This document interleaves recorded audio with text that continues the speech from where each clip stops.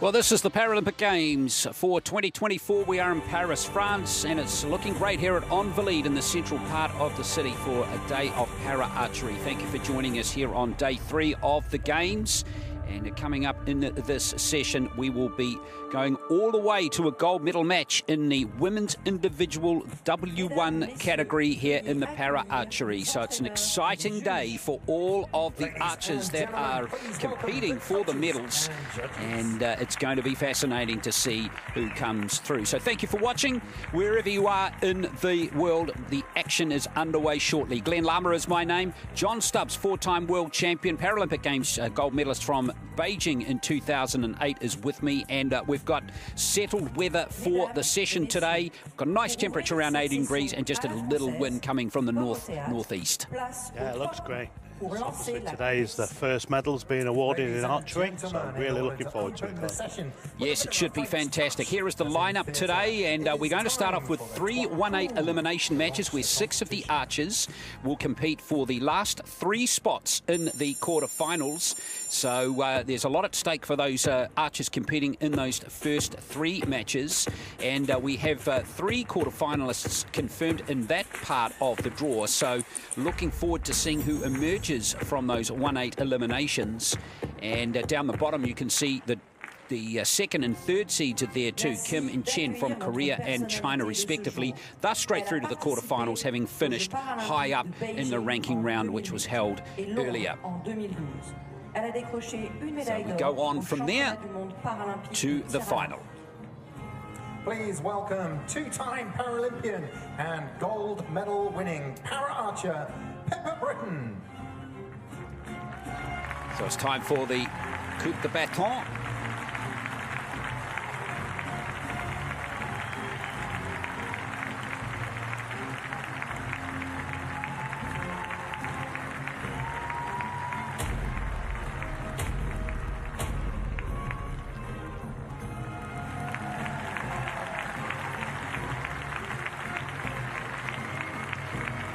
So Pippa Britton with the coup de bâton today. Fantastic. It's always a real thrill for those who get that opportunity to announce that play is about to begin. Competition time. Please welcome the athletes.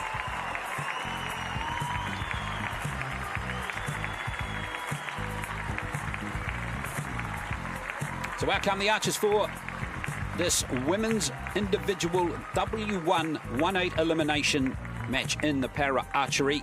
And we have archers from Turkey and Italy about to compete for a spot in the quarterfinals.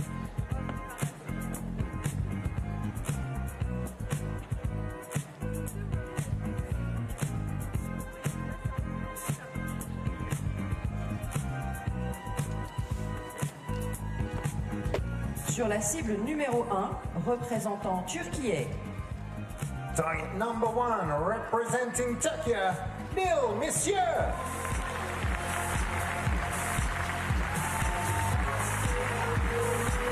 Sur la cible numéro 2, représentant l'Italie. Target number 2, representing Italy, Asia Palais.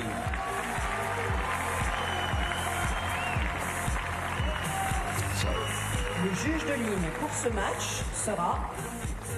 The line judge is Nabil Hussein. So all set now for this women's W1 1-8 elimination. We have world number 5, Nil Mesirc of Turkey, up against world number 3, Asia Palazari of Italy. Both of these archers are former world number 1, so it should be a good match. And this category, we should touch on this category too, John, W1 category. Can you give everyone watching around the world, what is the difference between W1 archery and, say, compound open archery? So this is obviously the compound bow, but it's limited to 45-pound draw weight. So, and also the archers, instead of having a peep sight, the rear sight, they rely on looking through the string onto the sight pin. So, and it isn't a scope like it is in the open compound, it's just an open ring sight like you would see on a recurve bow. Indeed, and in terms of their impairments, their arms show a loss of muscle coordination or range of movement, and the archers in this class compete in a wheelchair because their impairment includes the loss of leg and trunk function. So we are underway with Pellizzari, 22 years of age. This is her second Paralympic Games. Made the quarterfinals in Tokyo. And this is a great thrill for Misuric. She's at her very first Paralympic Games. But you can see the target face too. It's worth mentioning too, John, that we are back to a recurve target face. Yeah, it's the 80-centimetre target face, but it's the full face, whereas when you shoot the compound bow, it's generally down to the blue ring, which is the 5 scoring zone. Indeed, and we are still shooting from 50 metres. This is in exactly 50 metres, yeah. So Misuric is a 2-time world champs rep, and she's won 2 silver medals, both in 2022. Started off solidly too with those 2 9s. And as we can see with the Turkish lady, she actually activates the release aid by the peg that she's inserting into her mouth. She's the reigning European champion as well too, Misuric. 8 points. We are under the same scoring system as the compound archers as well. So 24 for Pellizzari in the first end. Misuric now to complete the first end.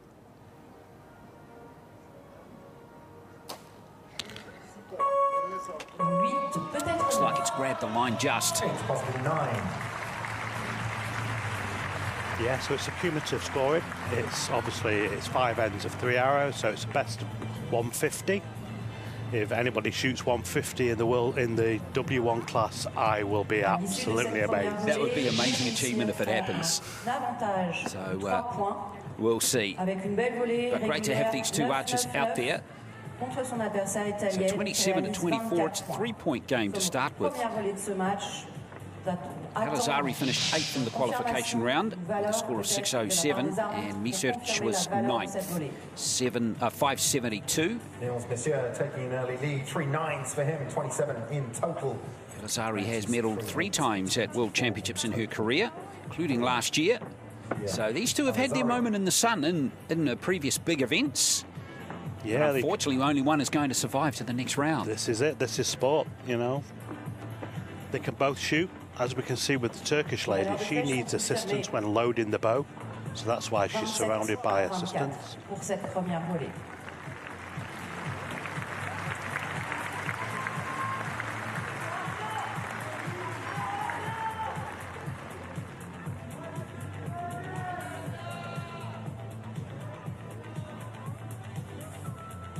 Got to give the fans with that one.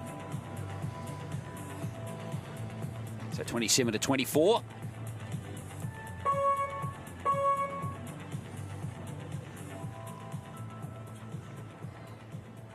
Pellizzari has that, is that a visor over her left lens there? Again, just designed, I guess, to make sure that she focuses out the right eye? Yeah, so she shoots through a dominant eye, but she's getting the light into her eye, so she doesn't need to squint.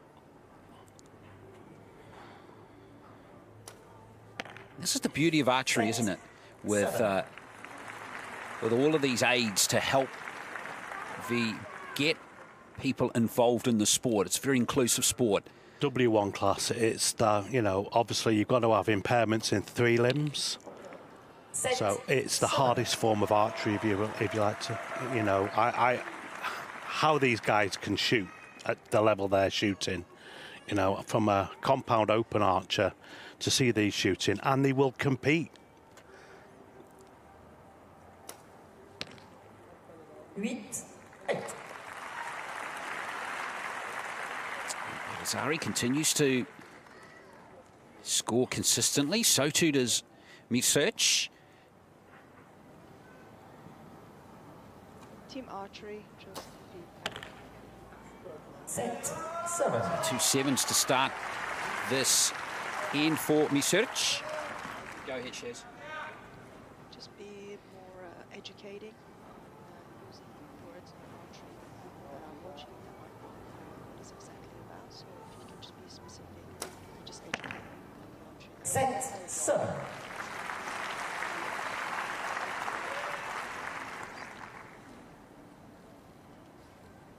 So last arrow of the second end.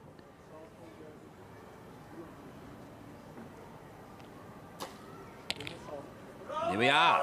9 from the search. That's her 4th from her 6 arrows, and that's going to just see her lead increase by a point from the first end. Wonderful archery from her. And she's up by 4 now after the 2 ends.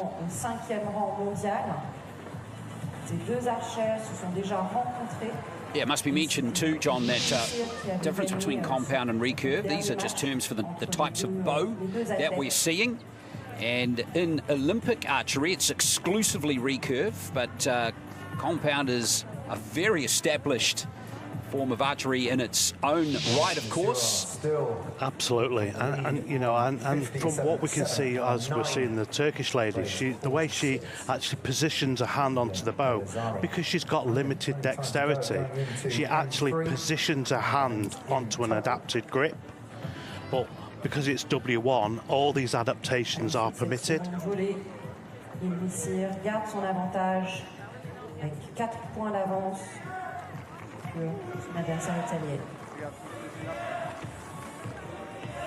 But ultimately, all that really counts is getting that arrow into the highest scoring zone that you can. Yeah, the adaptations don't assist it. Well, they do assist the archer, but they don't make it any easier. No. It's down to technique at the end of the day. And these are full-time athletes, but they have, you know, their own disabilities that they have to deal with. But you'll never hear them harping on about their disability. They are full-time athletes. Exactly, and they're there to win, just like everyone else. Yeah, it's all about the gold medal. It's absolute beauty of any sport.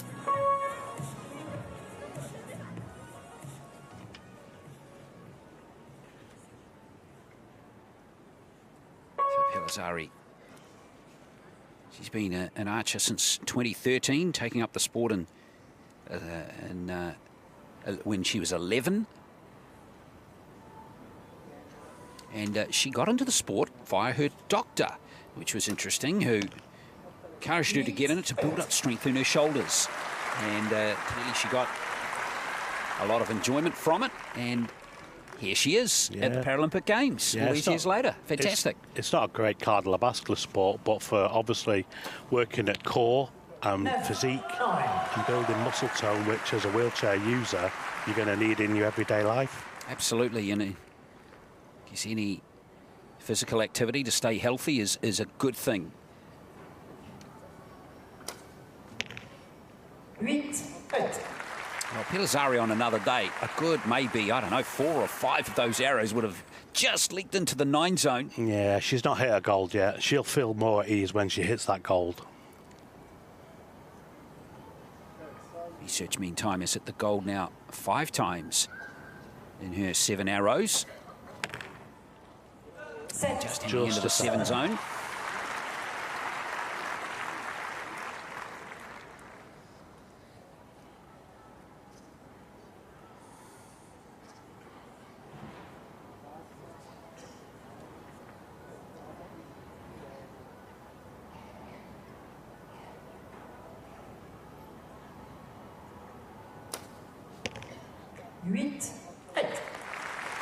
Well, another one, remarkably. How many 8s is that for her now? 1, 2, 3, 4. That's 7 out of her 9 arrows. So she's still in with a chance, Pellizzari. Yeah. And as we can see, you know, the W1 class doesn't permit a peep sight, so there's no back sight on the boat. They're pulling their kissing bob, which is the blue or the pink little piece of plastic, into their corner of the mouth, and that maintains their second reference point to the bowstring. Well, that's 6 from me searching that with that last arrow has just tightened up this match after 3 ends now. So Pellizzari, with no gold scores yet, is still very much in this match with 6 arrows left. Azia Palazari to 70, trailing by 2 going into the 4th end. Palazari, yes, as I mentioned, been competing or in the sport for a while now, since she was 11. Research is only picking up the sport in 2019, so she's got 5 years of experience. It's reading here that when she stood on the, or when she, went to the shooting line for the first time, John, she couldn't believe she could shoot an arrow, which is really cool. Yeah, you know, these W1 athletes, on a good day, they will compete with the open compound. You know, and we, you know, as a former open compound archer, we admire these people because we know that, you know, if you're not on it, they will jump all over it.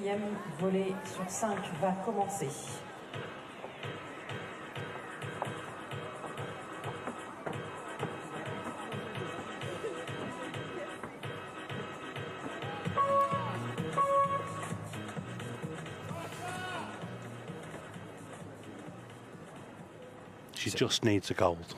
She does. Well, she still looks nice and composed. Doesn't seem rattled in any way, shape or form.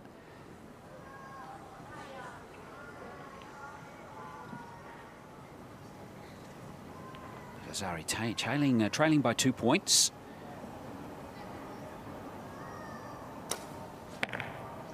Six. Yeah. As we can see, when the archers draw up, they do have a lens in their sights, but it's just a clear piece of glass. It's not magnified in any way. Ooh, that evens it out. It's another 6 there.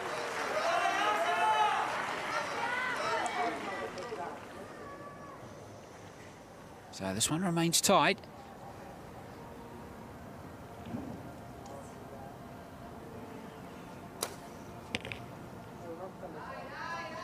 Back to the 8s for Pellizzari. With the compound bow, you get the stability from the shot by the mass, well, the draw weight of the bow. And when the bow draws up, you're holding 65% of the mass of the draw weight. So because these archers are only drawing 45 pounds, when they're up at full draw, they've got about 16 pounds on their fingers. So that actually has an impact because you can't stabilise against the draw of the bow.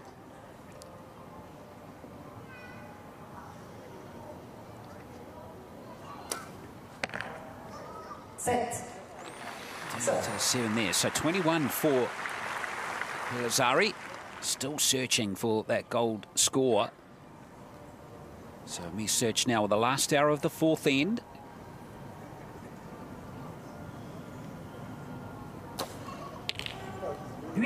Just missing another 9, so 23 to 21 in that end, and that's got her lead back out to 4 points again. So far, only 3rd end has been won by the Italian. All the other 3 ends have been won by Research.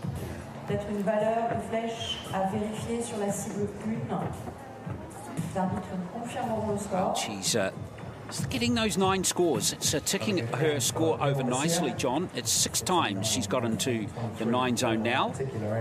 Yeah, she's more consistent. Obviously, the hours are a bit scattered, but you come to expect that because of, once again, the stability that they're not getting from the mass draw weight of the bow.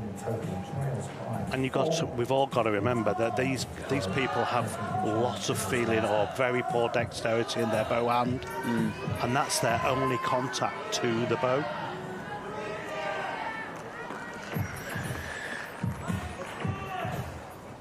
Yeah, there's nothing like being on the big screen at a sporting event. No. The Italian young lady, you can just see that she's wishing a 10. Yes, absolutely.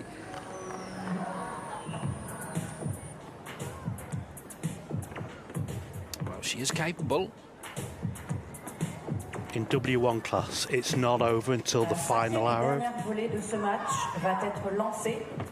Asia Pellizzari qui va commencer ses 3 dernières flèches.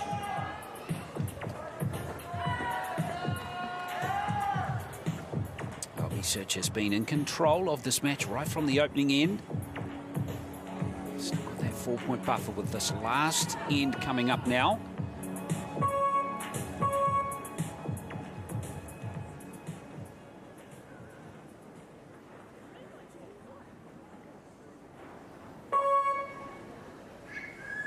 Let's see if the Italian has left her best till last.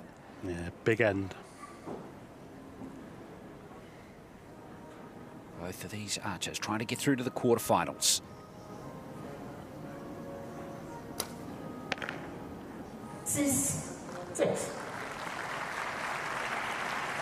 Well, she's beginning to beat herself up. Yeah, looking a little frustrated.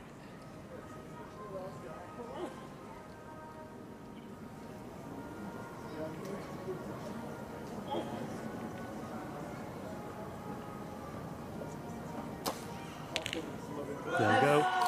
It's a good arrow, isn't it? One of her best of the match.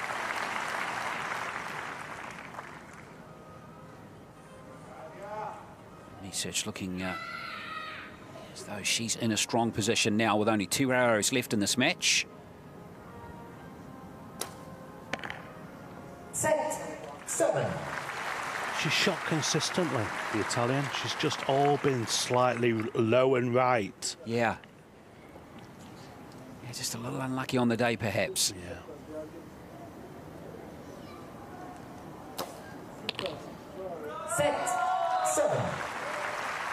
And a good solid score by Research.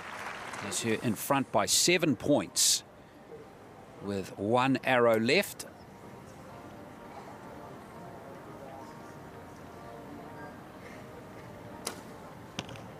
Oh, I was wishing that in for her.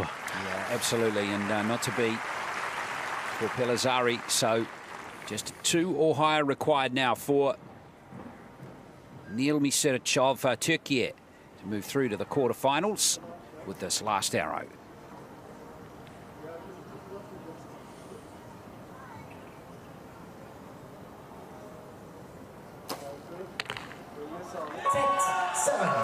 And that is a good enough score there for Neil Miseric of Turkey to execute a 6-point win over her rival, and it's going to be Turkey's Neil Miseric who's made it through to the quarterfinals with a solid win over Pellizzari of Italy.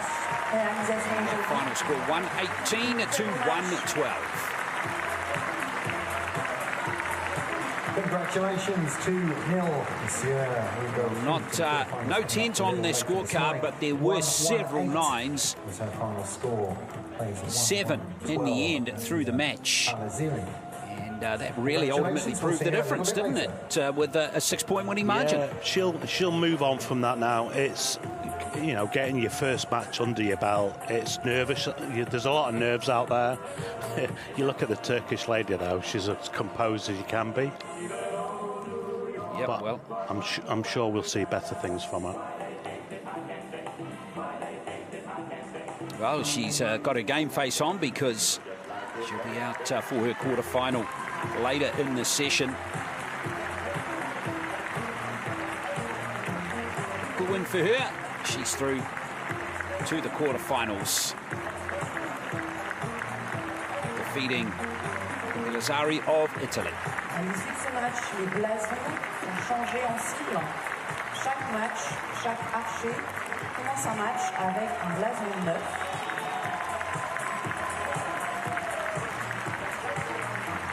Et on peut saluer encore une fois et dire au revoir à ces 2 athlètes qui ne reprennent plus tard dans la matinée.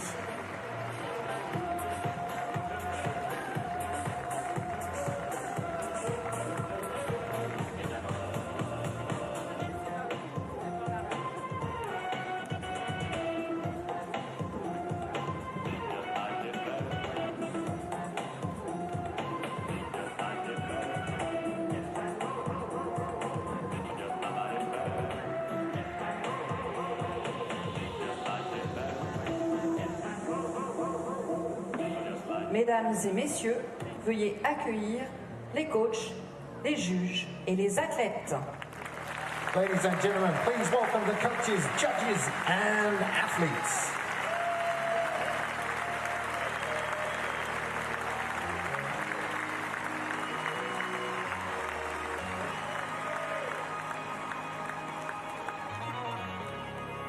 Well, out come the archers for women's individual W1 1A elimination match, and out comes Liu Jing of the People's Republic of China and Tracy Otto from the United States.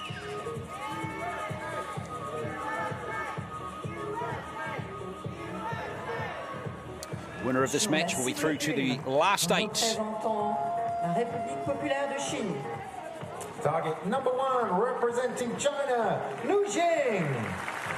Liu Jing, second Paralympic Games, quarter-finalist in Tokyo 3 years ago. Sur la cible numéro 2, représentant les États-Unis d'Amérique. Target number 2, representing the United States of America, Tracy Otto. Yes, Tracy Otto, the current world number 1, Pan American Games 2023 champion, and earlier this year winning the Pan American Para Championships. The line judge is Anu Huswan. Tracy Otto competing in her first Paralympic Games. She finished 10th in the qualification round, score of 5.47. And Liu was up in 7th with a score of 6.08.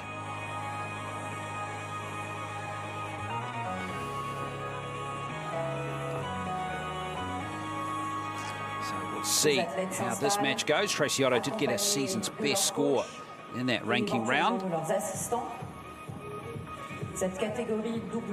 Liu is an experienced archer, 42 years of age. And has that experience to draw on from Tokyo. Tracy Otto from Tampa in Florida. Only been an archer for 3 years. Yeah. And as we can see, Tracy's obviously she's being sort of attached to a chair. She's having obviously straps going over her shoulders. From an archer's perspective, those straps actually impeding your movement. It's obviously a sport where it's all upper body. So over the shoulders is really impeding an archer's movement. Yes, you need that freedom and, I guess, flexibility, don't you? Yeah. Well, Tracy Otto's done a fantastic job to become world number 1.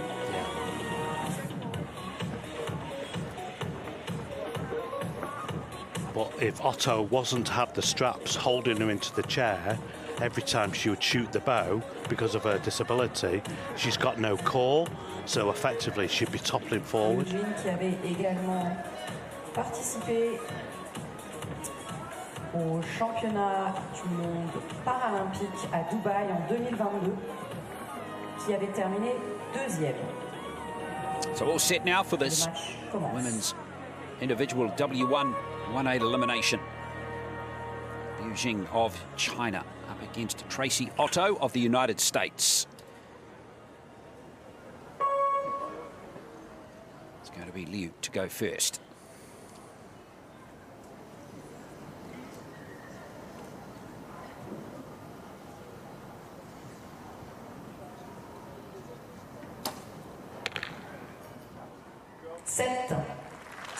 Interesting to see, she has no other form of reference point to a string.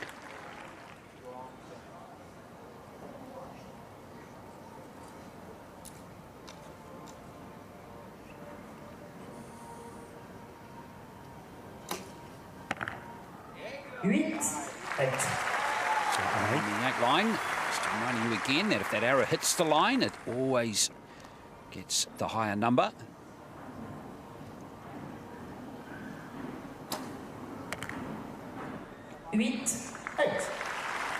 So as we see Otto draw up, we can actually see she's gone away from the conventional kisser that's in the corner of the mouth, and she's actually got a nose kisser.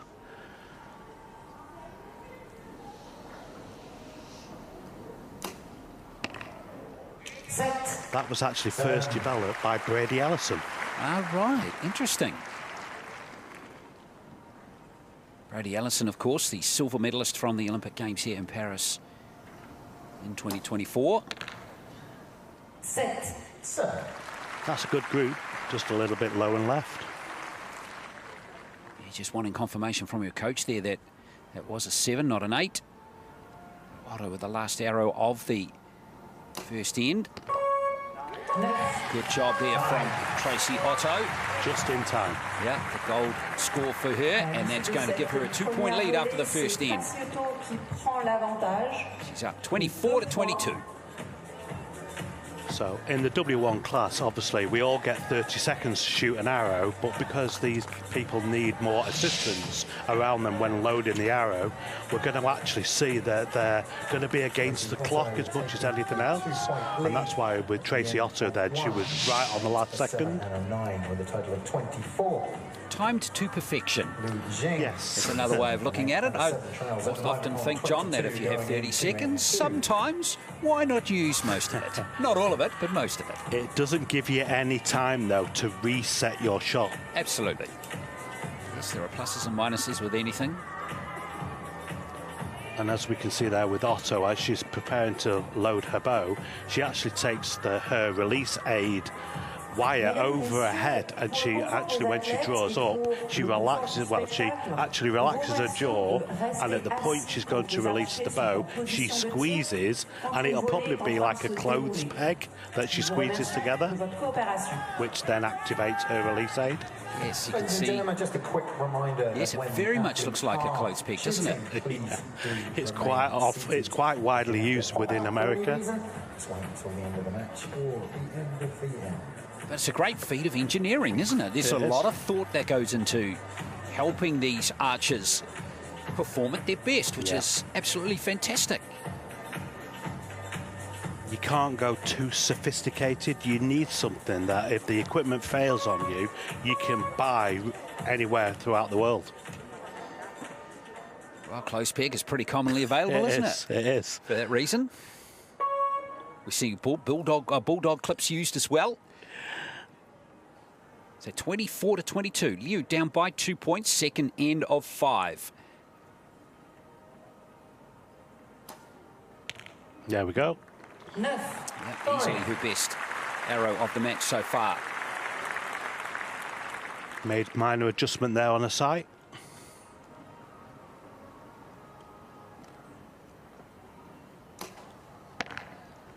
Set.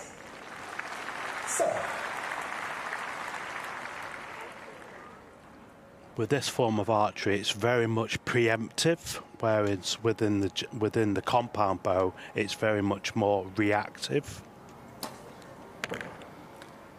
6. Peut-être 7. Has that grabbed the line? Possible 7. Seems like it has. Oh, it's been provisionally scored a 6 at the moment for Liu.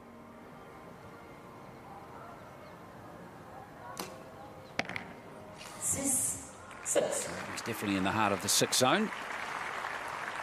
What's actually happened with Otto, as she's actually going to release her or close down on her jaw, she's moving the bow arm.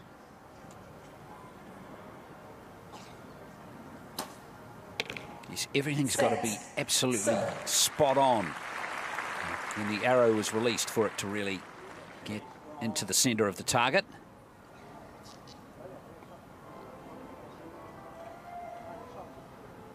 So last arrow of the second end. Here we go. 9. The line is a good 9er there for Tracy Otto, and that means the end is going to be tied between the two apiece.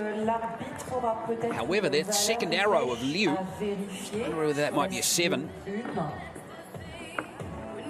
Target judge is going to examine everything now.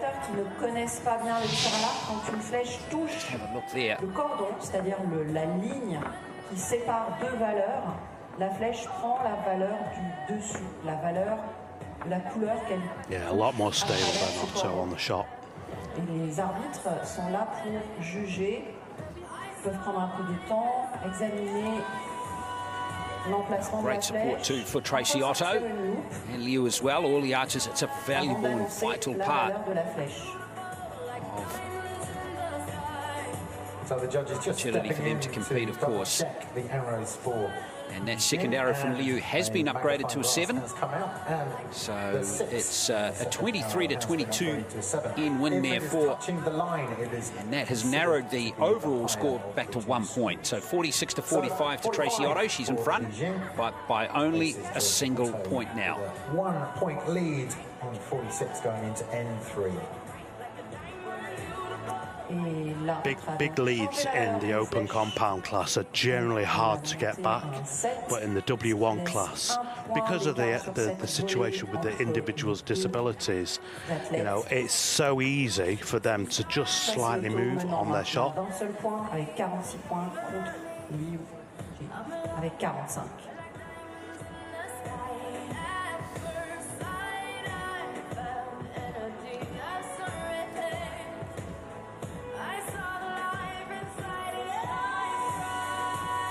It's nicely poised. You're watching a 1-8 elimination match. That means we're in the round of 16, and the winning archer of this match will move through to the quarterfinals here at Paris 2024 in the women's W1 category.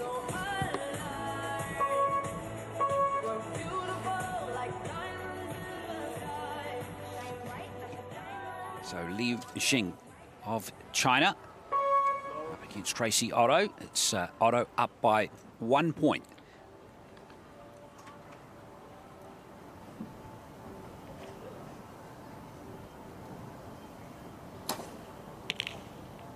Eight.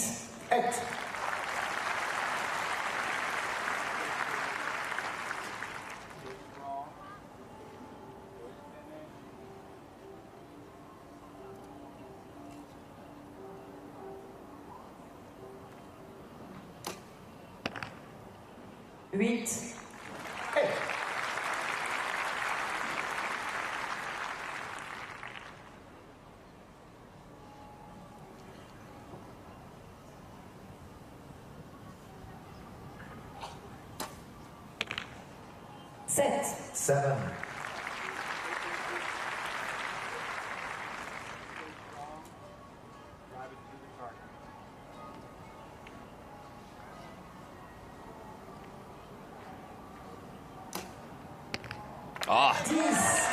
There is the best arrow of the match by a country mile. What a gem from Tracy Otto.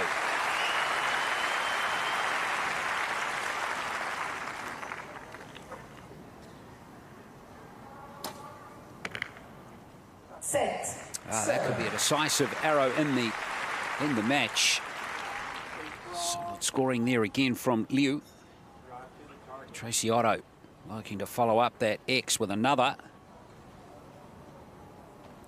Wind is just blowing slightly into the face.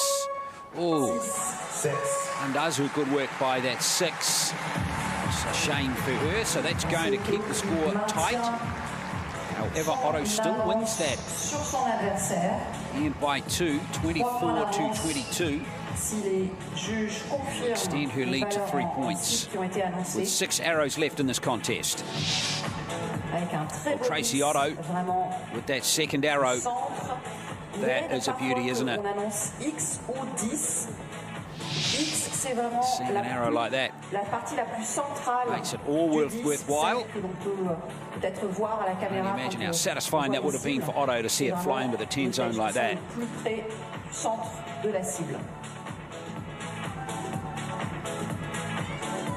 Tracy Otto with the first 10. Lots of smiles on the face. It's great to see here at the Paralympic Games. She still leads 17 to Li Jing's 67.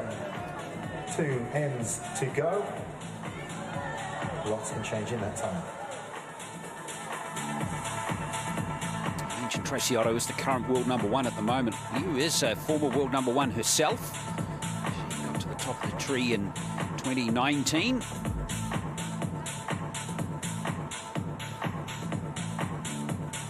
Has won gold medals in World Archery Para Championships in mixed teams, and finished with a bronze medal at the 2019 edition of that event in individual competition too. So she can perform and has succeeded.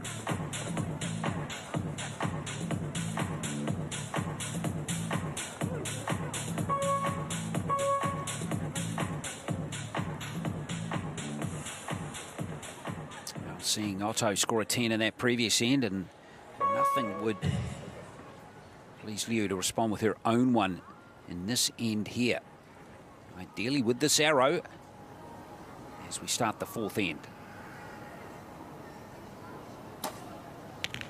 And there is a 10.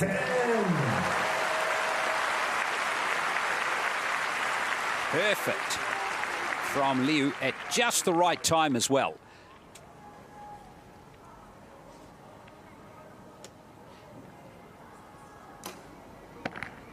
Set. 7.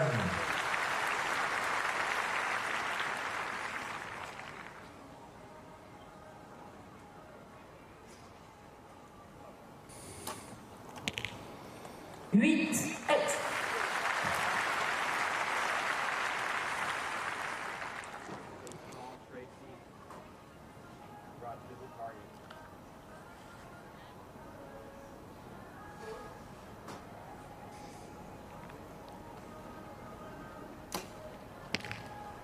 Huit. 8.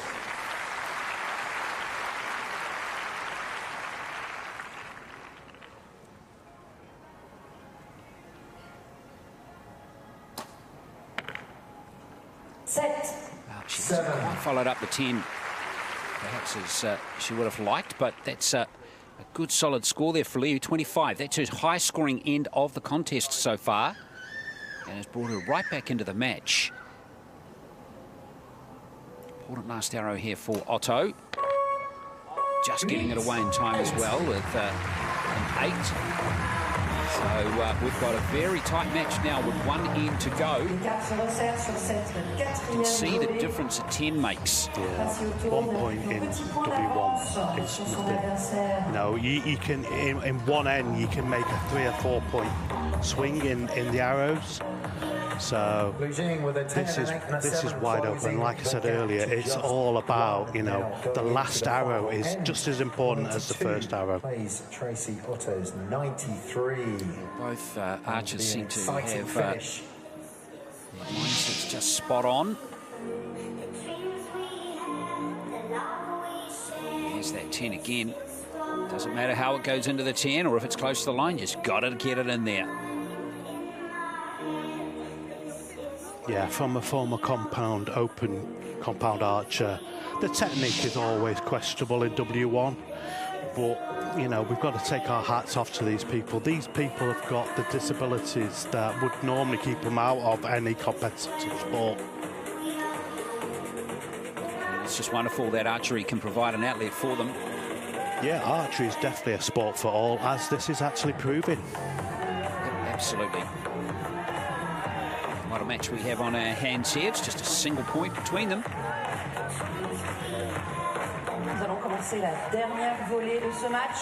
Well, Liu is not led at any stage. She's been behind all the way, but she's right there.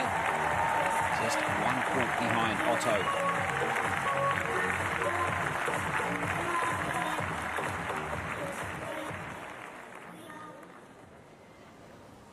So, fifth and final end.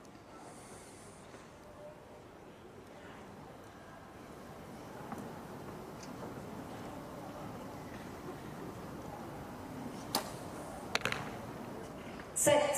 7. Otto now will just be wanting, obviously, to pile the pressure onto the Chinese lady and just try and get it into that gold ring.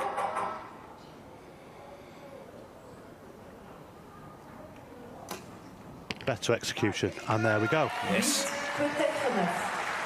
Possible 9. Looks like a 9, that one, doesn't it? Yes, definitely. There's a big arrow from Otto.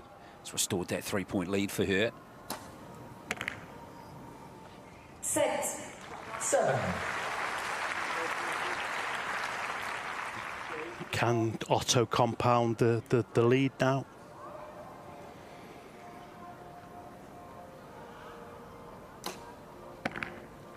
Set. Just heading above the 6 line, but it's good enough. So 1 arrow left here. Otto just 1 arrow away.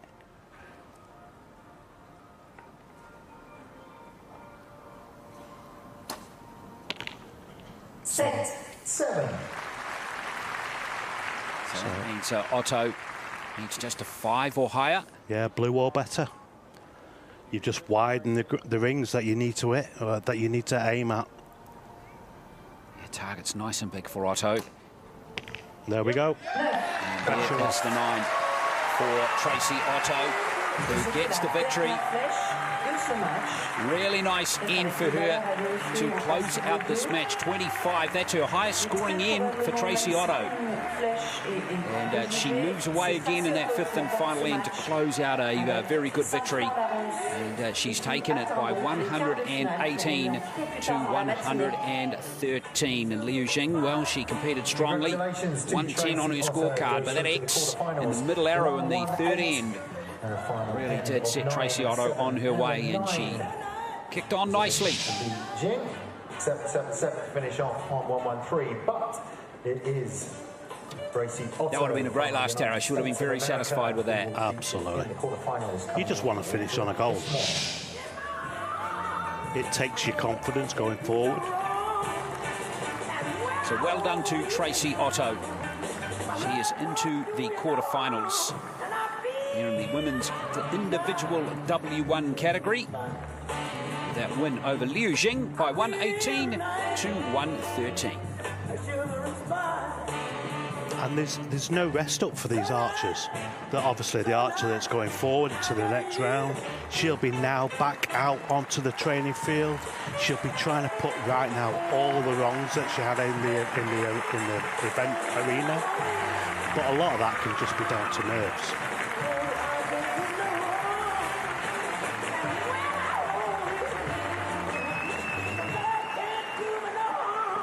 So there we are, the winner of the 1-8 eliminations, Tracy Otto of the United States. I feel nice. I feel the inspired. So nice. So nice. I got it here. Wow, I feel good. I knew that I wouldn't. Mesdames et messieurs, veuillez accueillir les athlètes, les coachs et les juges. Ladies and gentlemen, please welcome the coaches, the judges, and of course, the athletes.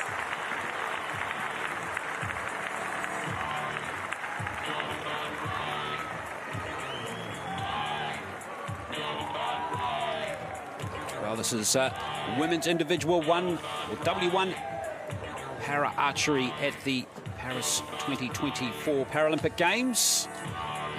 Come 2 archers, 1-8 elimination match through to the quarterfinals. Here archers from Brazil and Great Britain to take to the shooting line. Sur la cible 1, représentant le Brésil. Target number 1, representing Brazil, Juliana Cristina Ferreira da Silva.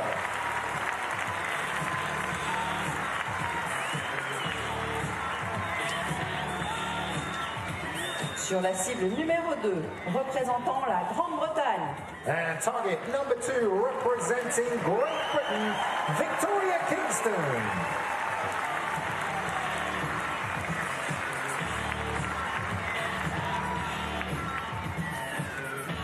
La juge de ligne. First games for Kingston. Est... The line judge is Megan Tierney.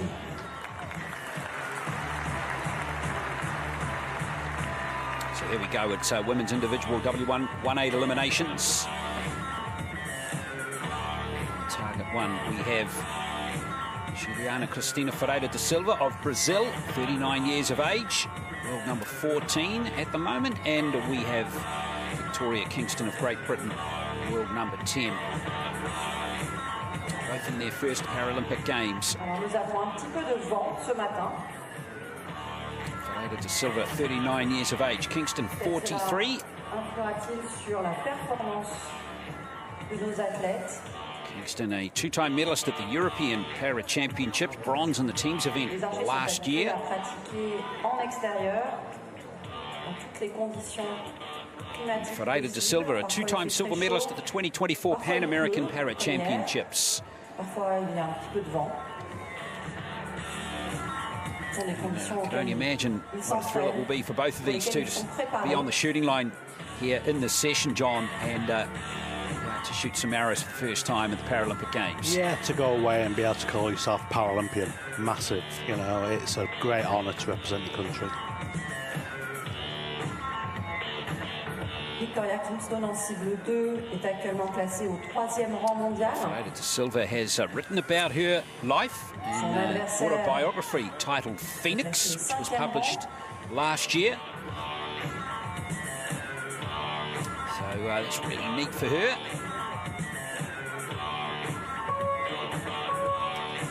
Let's see if her accomplished writing skills can be matched here on the shooting line. She's got a pretty decent opponent on the other target. And here she is, Victoria Kingston.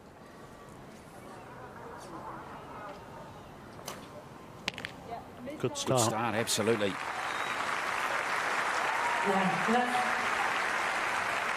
So as we can see there on Victoria Kingston, she has an extension on her trigger and it actually goes round the front of her jaw.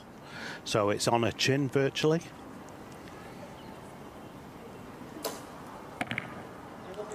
That's a 3.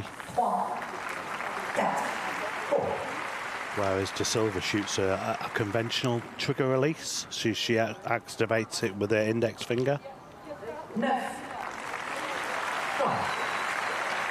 Kingston off solidly here with those 2 9s.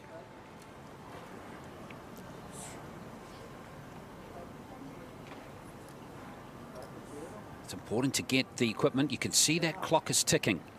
It's down to 10 seconds, and she hasn't even drawn the bow yet. She's struggling. Yeah.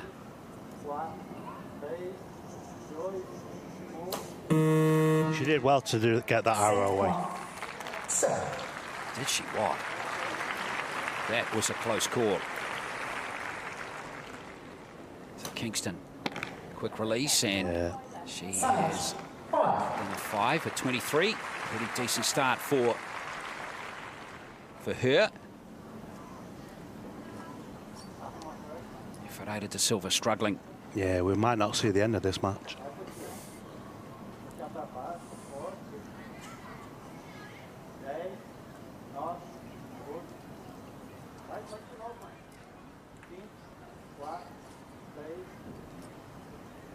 Oh, that's a shame. That's a shame.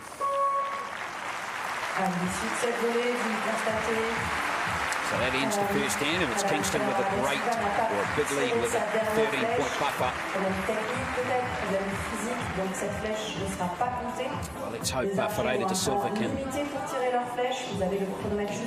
that equipment sorted out and get that draw sorted. See if she can move forward in this contest.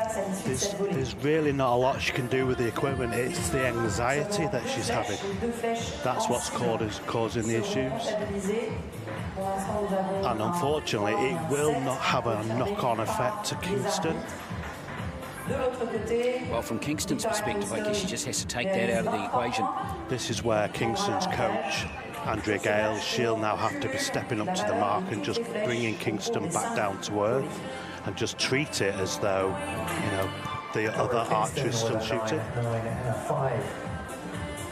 23 at the end. But convincing start for Kingston. Yeah, well, at the end of the day, you can only control what you can control.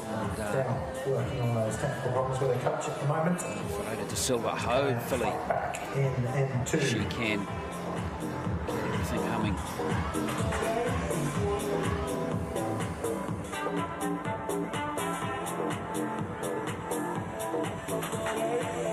Let's just hope that she can draw up on this next arrow. Absolutely.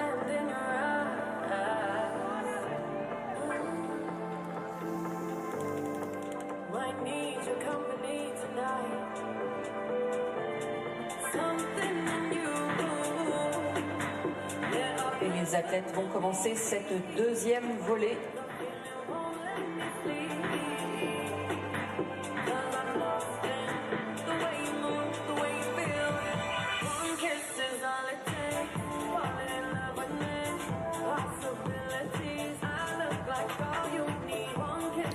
Deep breath required. hit the reset button. Let's see. Yeah, big breath as she draws up. Fill that chest cavity. Get those lungs nice and full. Then you can stabilise against your body, your trunk.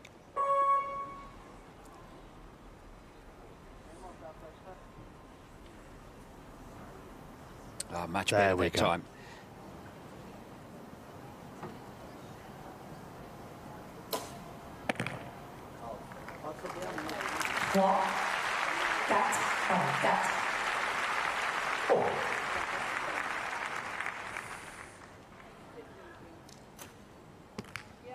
Good shot.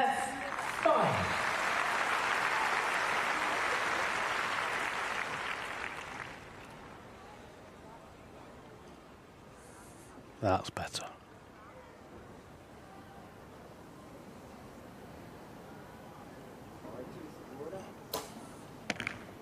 Bit of a flinch then. But, you know, to get over the first end, you've got to take your hat off to this lady. Kingston's not mucking around, is she? She has, she's scoring really well on target too. That's 4 9s in her 5 arrows now. Yeah, tight group as well. Oh, this is when anxiety sets in. Again, just hopefully go back to her process for those first 2 arrows.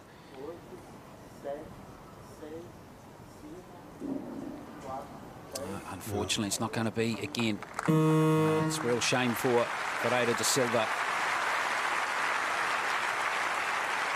But she can take away from the event that she's going to be known as a Paralympian. Absolutely, and well, it's a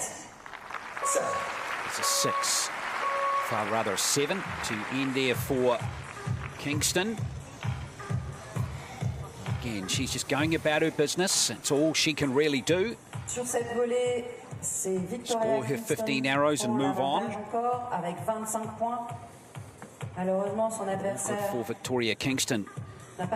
Camberley in Great Britain.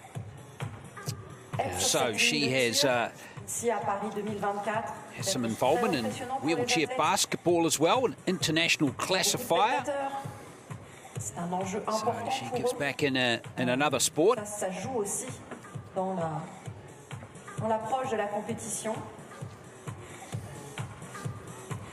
She's going well, John. She's, as I said, 4 9s from 6. It's not too bad at all. Top score of the day. Yeah. 48 after 2 ends. She's on target here for a good score. She did set a personal best of 6:08 in the ranking round, did Kingston. And that was up 10 points on her previous career best. So she's come to Paris in good form, it seems. Yeah. Come good when you need it the most. Looking pretty solid for a quarter-final spot, isn't she, Victoria Kingston?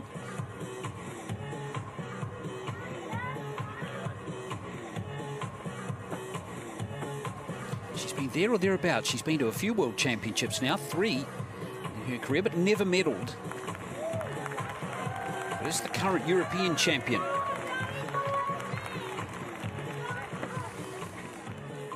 In recurve W1, which is interesting too. Yep. So she doesn't have a recurve bow today, but no, compound. Yeah. Clearly she's got some skills with a bow and arrow in her hand. Now, Pereira de Silva to start the 3rd end. Way, there we go. Wow. Good for her.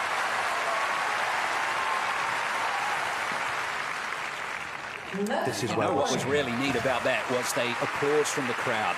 Yeah. That was really, really cool. And that will spur her opponent on as well. So we'll see the best of Kingston as well.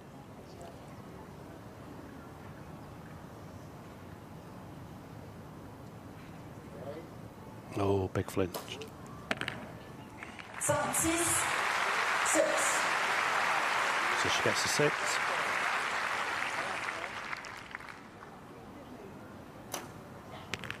Oh, there's the first 10 there for Kingston. Nice response from her.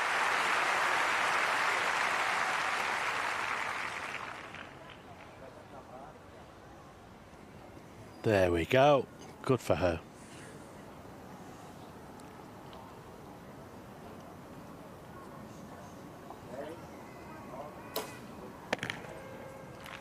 She got all 3 arrows on the target. Yeah. That's an achievement for Ferreira da Silva.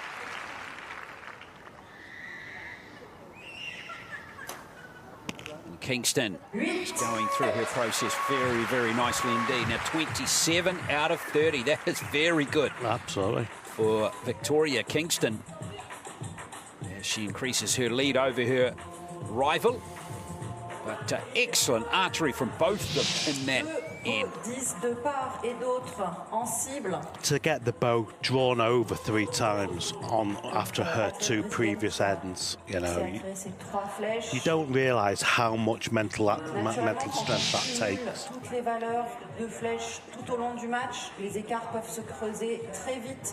Et c'est ce qu'on constate ce matin sur ce Juliana Cristina Ferreira da Silva. Fantastic first arrow there. Kingston, though, now in the 9 arrows she has shot in this match, 6 of them have been gold scores. Great Britain's Victoria Kingston. She's really comfortable on the shooting line too, isn't she, John? Quick release, she's being consistent with the way she's shooting. She's got a real good rapport with her coach, and Andrea Gales really gets her in the moment. It's all about actually getting her, you know, to focus on the job in hand, but they work really well together.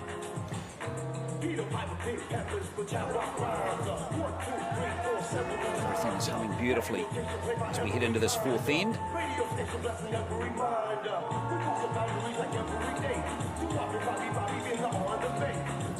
And for Ferreira da Silva, just try and build on that last end, which was comfortably her best.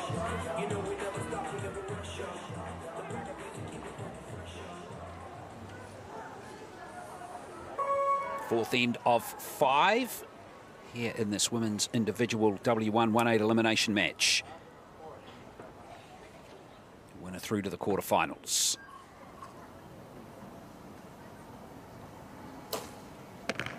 That's better. She looks so comfortable on that first arrow.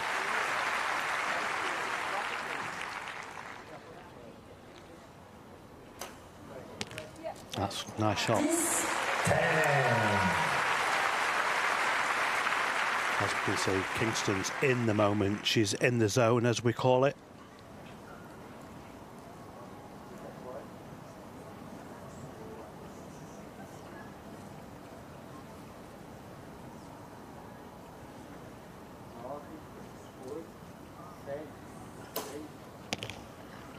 Again, a nice recovery from the Brazilian.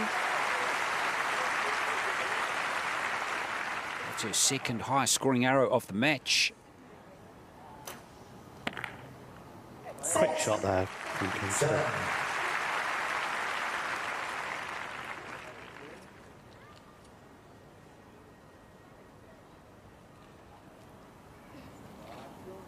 Yeah.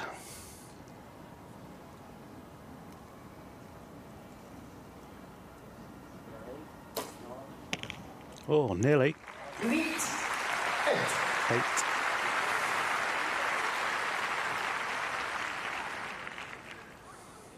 Last arrow of the 4th end. And another 8 there from Kingston. Again, she jumps over the 100 mark with an end play. It's just rolling through this match.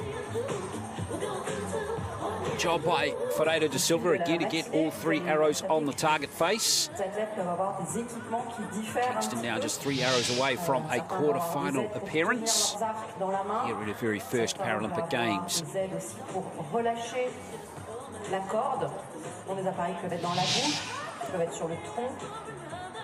it's unfortunate to say the match is over, but you've got the Brazilian archer. She'll be actually just shooting for pride now.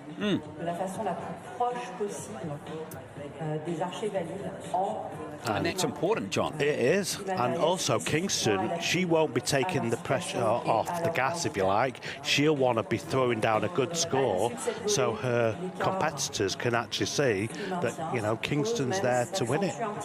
Yes, because, of course, in this session, session, it's worth reminding you that we are going all the way through the gold medal match in the women's W1 here in the session. So Kingston, if she goes all the way, has another 3 matches potentially. Yeah, it's a long day, long day. Testing mental day for all of the W1 archers. From Great Britain leading 100 to 68 for Ferreira da Silva. So, yes, after every arrow, you've got to move on to the next. After every match, if you win, put it to bed and move on. Yeah. And as you mentioned earlier about concentration, these guys try and switch on and switch off. You can't concentrate for the whole duration of the match. When you're not shooting, you're trying to get yourself in a calm place. Yeah, it's all the art of being an archer.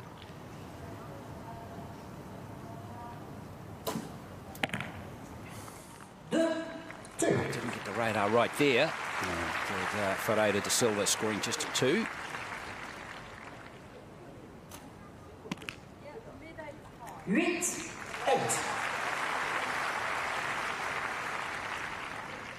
Yeah, Kingston will just be wanting to post a good score. Oh, she's certainly on target for it.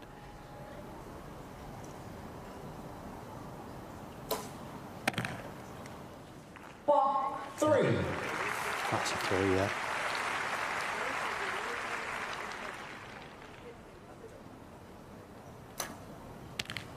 Oh, yes, 13 of the match for Kingston.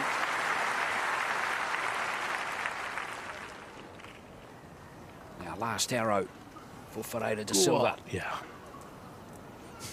Let's see if she can end with a flourish. Well, it's a 6. She's a Paralympian. Well, that's been a real test for her in this match. Getting to the end, but Kingston. Oh, lovely last arrow from Victoria Kingston. She finishes with a very fine score for a W1 archer, 128 out of a maximum 150. Really good performance from Victoria Kingston. Check that scene out there with her coach Andrea Gales as well. That's lovely. What a win there for Victoria Kingston. The 128 over to 77 with Juliana Cristina Ferreira da Silva overcoming some serious challenges in that match to get to the end, which was really cool. But Victoria Kingston from Great Britain through to the quarterfinals here in the women's individual W1, 128 to 77. And from Kingston's perspective, John, that was a very good performance. It was, it was. She'll take a lot from that. And to finish with 2 10s, last 2 arrows. Yeah, she just looked in the zone right from the start, didn't she? Yeah. She's going to be a force to be reckoned with in these games. Absolutely. She keeps replicating that. She's going to be hard to beat. So we will see her in the quarterfinals. Victoria Kingston, the 43-year-old. That's how much it means. Look at that one.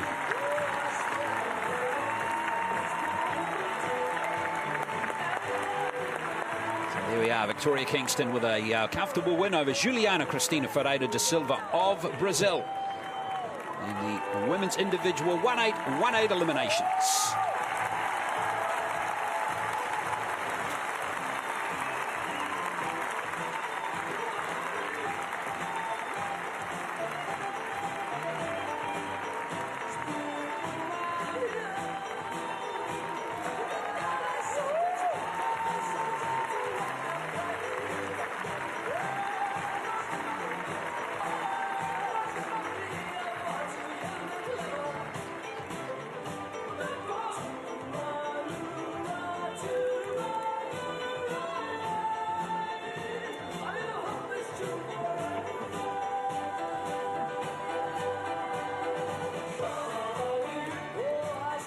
Mesdames, Messieurs, veuillez accueillir les coachs, les juges et les athlètes. Ladies and gentlemen, it's our first quarterfinal. Please welcome the coaches, judges, and athletes.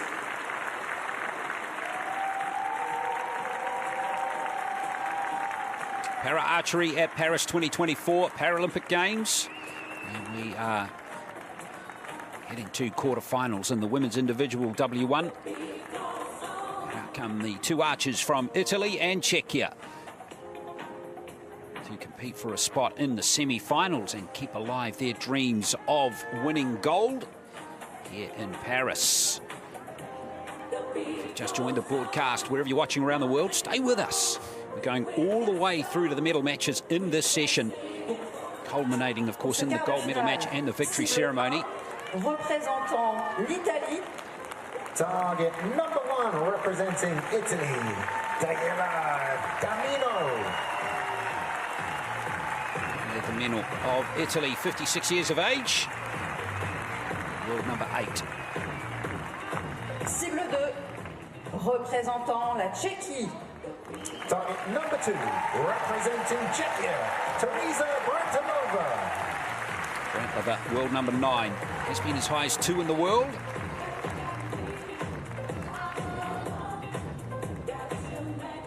Pour ce match, le juge de ligne sera... The line judge is Nabil Hussain.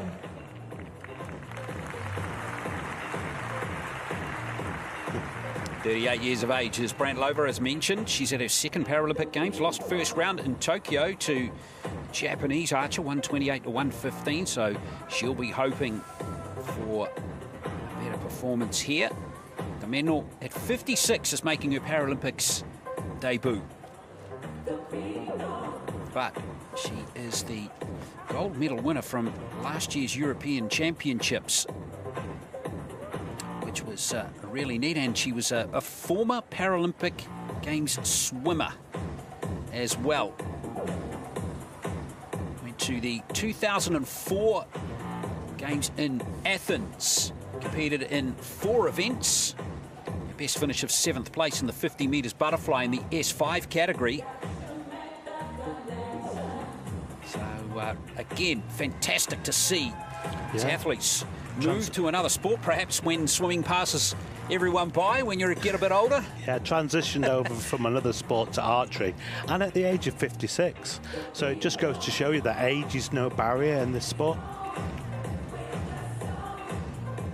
Well, I tell you what, too, Damino is a former alpine skier and went to the Paralympic Winter Games in 2006 and 2010. So we are talking about a 3-time Paralympian in 3 different sports on target 1. Outstanding for Damino. And she was medalist, 2-time medalist at the 2006 Winter Games in Turin. It's going to be Brantlova to start us off. Good starts off with a 9. Solid 9. So Damino, a multi-talented athlete. Not often you see a sports person that has represented her country in 3 different sports at the Paralympic Games. It's magnificent. Just watching the first arrows by both athletes, I think this is going to be a closer game.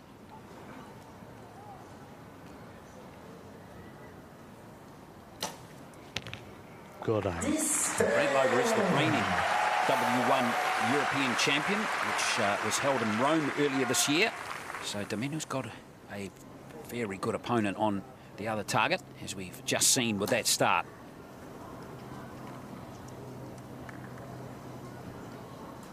And yep, that's a miss, unfortunately, for Damino. It happens. So Brantlova. That's solid 9. It's like an 8. John, what do you reckon? I'll give you an 8 for that. Really? Yeah, I'll give you an 8. Maybe I've got Archer's eyes now, eh? That's the achievement of the day for me. Well, nice recovery from Damino. She gets that 8 after the miss. Brantlova, that's a very good score.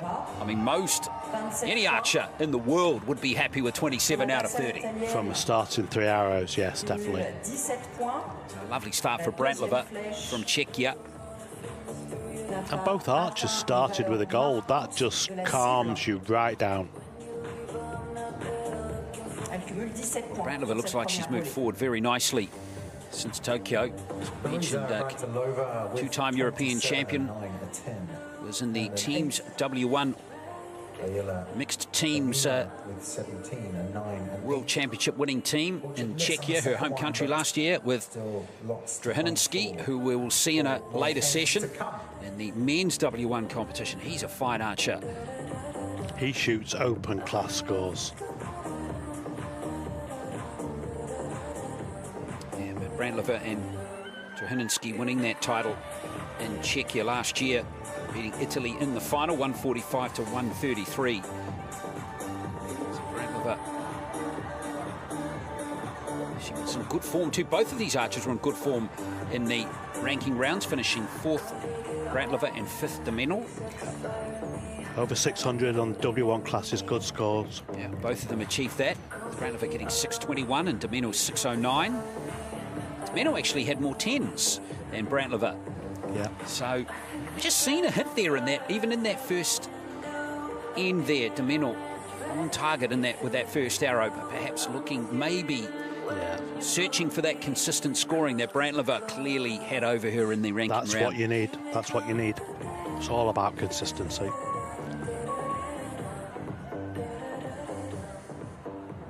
Domeno, as we mentioned, has represented her country at in alpine skiing and swimming. Yeah. And that's 3 very different sports as well, it must be said. Vastly different. So, how cool to see her on the shooting line. That's a great arrow. She's got that look on her face there, John, of what happened with that second arrow, which I missed. Oh, I love that arrow again. Brandlova is just ticking over really well. Yeah.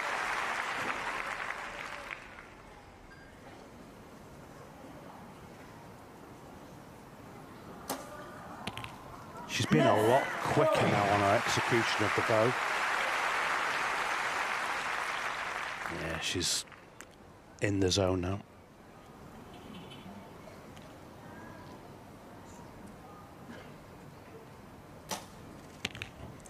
This is a great shooting. 5 arrows off the bow now of Brandlova, just 1 straying into the red zone.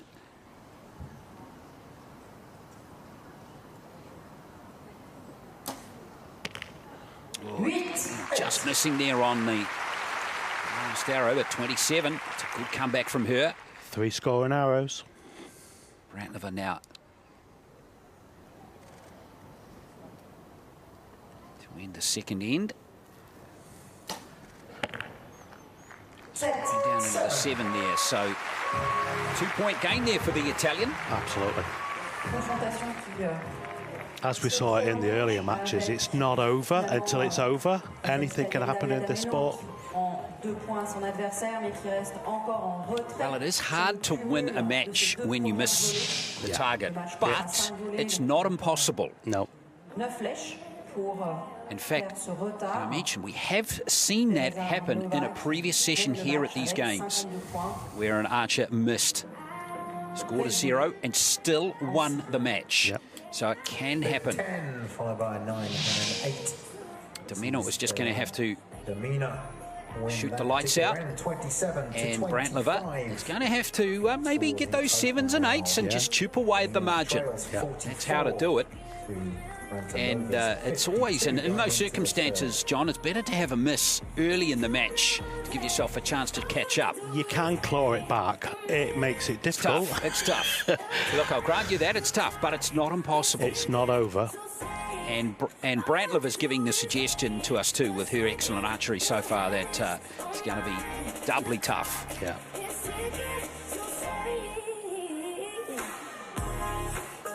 It's about forgetting about it and moving on, and I think she's done that by, well, it proved that from that last end.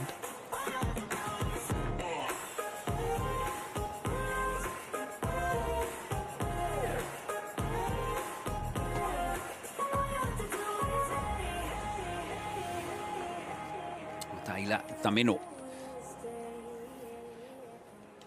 can hopefully put all this behind her.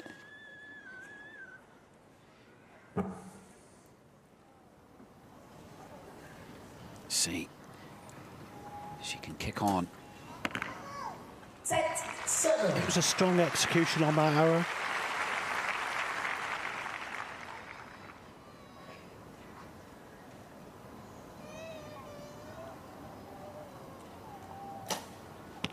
Czech lady looks unfazed. She's doing what you need to do on the shooting line, just concentrating on her own execution. Yeah. It looks as though when the Italian lady draws up, she opens her mouth, so it looks as though she's stabilising on one of her teeth, which is strange, but it seems to work for her. That's a good shot. Second 10 of the match for Brantlova.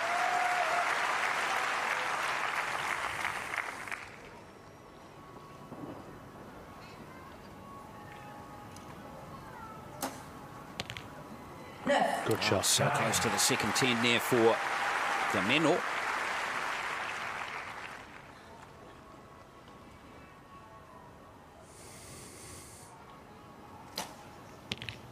Yeah, good shot. Two very strong nations here in W1 women's compound archery. Three-point game there for Brantlova. And she eases that lead out to 11 again. It was 8 points at the end of the second end. The Menor looking good. So far 9 arrows, and we have 6 gold scores for her. In fact, 7 rather. Menor has 4. So even though the Italian lady had a miss, so technically she's dropped 10 points, she's chipped away. She's gained 1 point on the Czechoslovakian lady. Teresa Brantlova pulling ahead. The Menor is just, you can just see, I just wonder looking at her expression there, whether she's still bothered by that 0. It's hard not to be, even though it was 2 ends ago and you've got to try and put it behind you, but it's just going to be there. Yeah. She looks as though she's in the zone. She's enjoyed it, which is great to see. It isn't over. That's what we've got to keep on reminding ourselves. And I'm sure her coach is reiterating that as well. Brantlova still has to put 6 arrows on the target. Definitely. Which is 50 metres away, of course.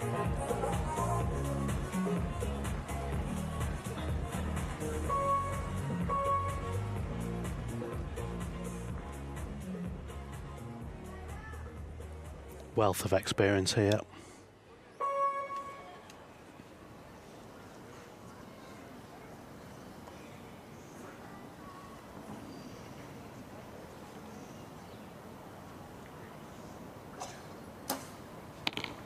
Yeah. 7. She shoots well. It's just unfortunate she's had that miss. Yep, it's how it is, isn't it? Yeah. It's a real shame. 8. And the Czech lady's just doing what she needs to, just outscore her competitor. Yep, just keeping her nose in front, which is all she needs to do at the moment. In fact, right the way through the match. Excellent. Second X for her. Put her right next to the spider, the Menor.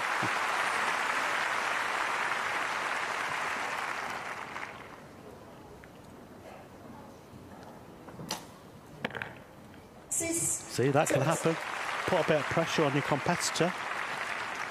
Well, it's a 4-point game from just 1 arrow. Exactly. Now the Menor needs a replica of that last arrow. Yeah, great shooting. Not bad at all. This shows her Paralympic pedigree now. Now, there's an important last arrow here for Brantlova. And she bounced back from that 6.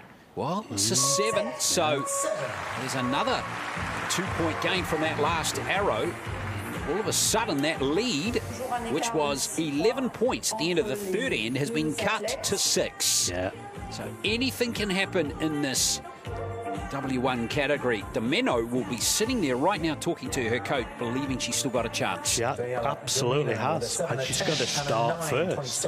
So by starting first, she's actually in front. And that in turn will put pressure on her competitor. This is going to be an exciting finish. Well, can Domeno kick on here? If she could win, this would be remarkable. Vont se préparer pour cette 5e et dernière volée du match. She's got the prize in her eyes for sure, hasn't she, Domeno? She's just got to get at her opponent here. Create some scoreboard pressure. Italian archer, yeah. So in the Colosseum, this. That's an excellent way to visualize it.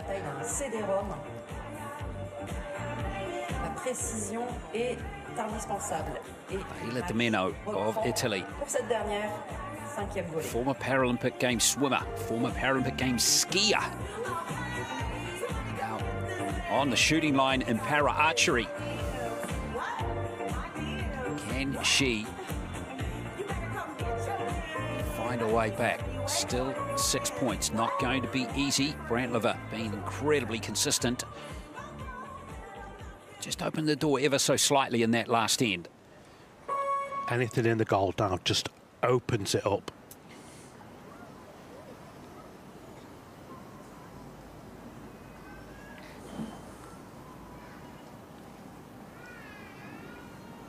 Solid. Oh, what a start. What a start there for Domeno. This is great to see. Pressure on now. Good recovery. Oh, she's still gained, the Italian ladies gain 1 point though.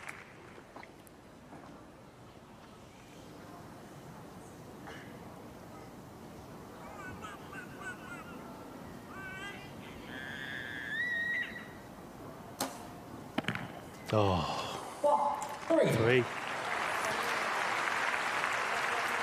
You could see that in her eyes. Yeah, that's the match. Almost gone. Gone, you'd think now from the Italians' perspective, but Brantlova just rolls forward nicely, and there's an excellent arrow for her. So, unfortunately, the Czech ladies won with 1 hour to shoot. Indeed, it's at 12-point margin. So there's no chance now for Domeno. But what a great finish. Yeah. Wonderful arrow there. 2 10s in the last end for her. But Brantlova, that consistent scoring has seen her win this quarterfinal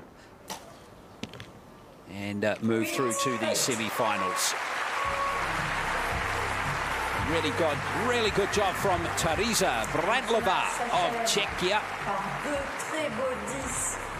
And she gets it done by a 10-point margin in the end. Paola Domeno, despite her 10 scoring, which was very good in that match, she ended with 4.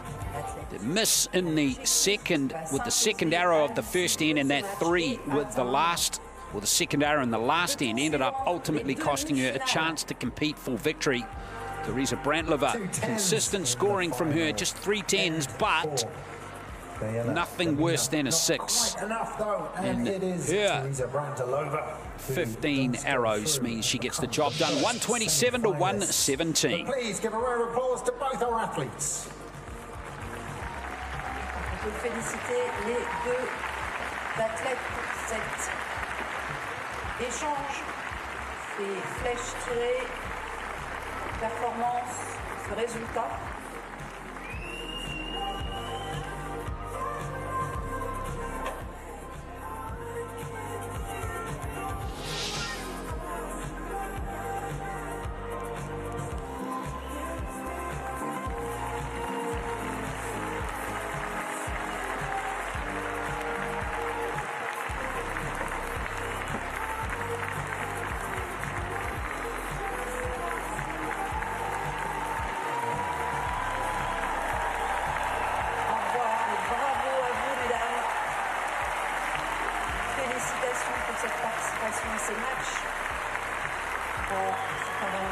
Paris 2024.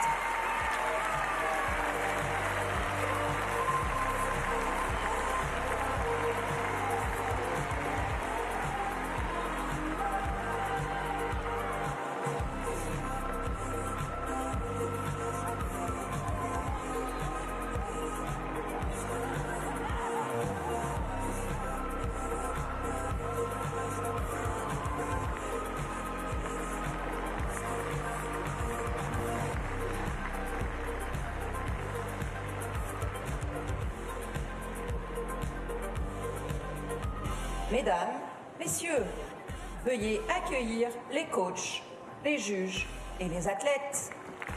Ladies and gentlemen, please welcome the coaches, judges, and athletes. Well, we have quarter-final action now in the women's individual W1 archery competition here at the Paralympic Games. Here comes two archers from Czechia and Turkey, all European battle for a spot in the semi-finals.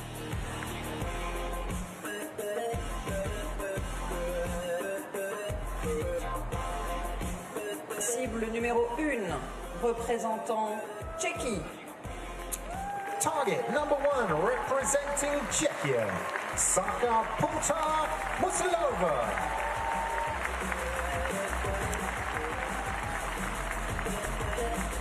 Cible numéro 2 et représentant Turquie.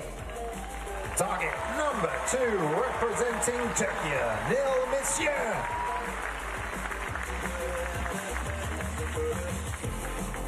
Le juge de ligne pour ce match est The line judge is Panyu Hiswan.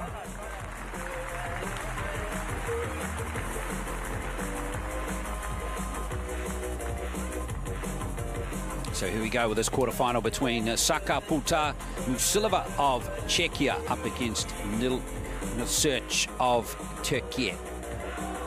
Search has already had a match in this individual competition, beating Asia Elizari of Italy 118 to 112 in the previous round, and Puta Musilova has got a bye straight through to the quarterfinals because she topped the qualification ranking round with a score of 659. That is a world record score. Absolutely superb from her. And she's the silver medalist from Tokyo 3 years ago, losing to Chen Minyi of China, 142 to 131. So Puta Musilova is in her third Paralympic Games, having also been a quarter-finalist in Rio.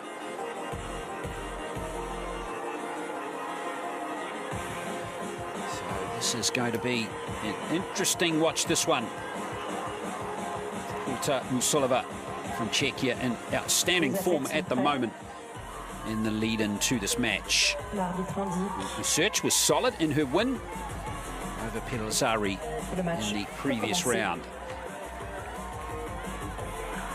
Herself is a two-time silver medalist at the World Championships, both in 2022. So here we go. 15-arrow contest, split over 5 ends, 3 arrows per end. Every arrow counts. Total score after the 15 arrows winning the match. Great start. Yeah, 27 tens out of the 72 arrows for Puta Musilova in the ranking round. She was really going great. Can she replicate that here? Now, Milsic. 8, 8.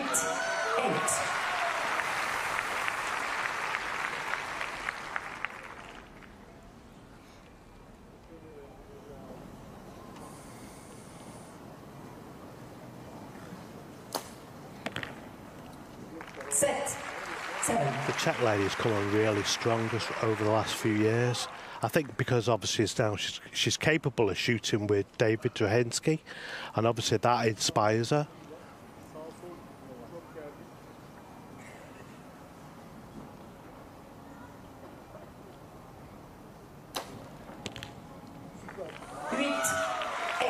Nothing in it. Turkish lady's been out though before, so she's got the sense of the atmosphere in the arena. Oh. 8-8. Well, they all have their challenges on the shooting line, but that wasn't a bad little recovery there from Pulta Musilova after the little flinch. Now, last arrow of the first end. This big arrow, this.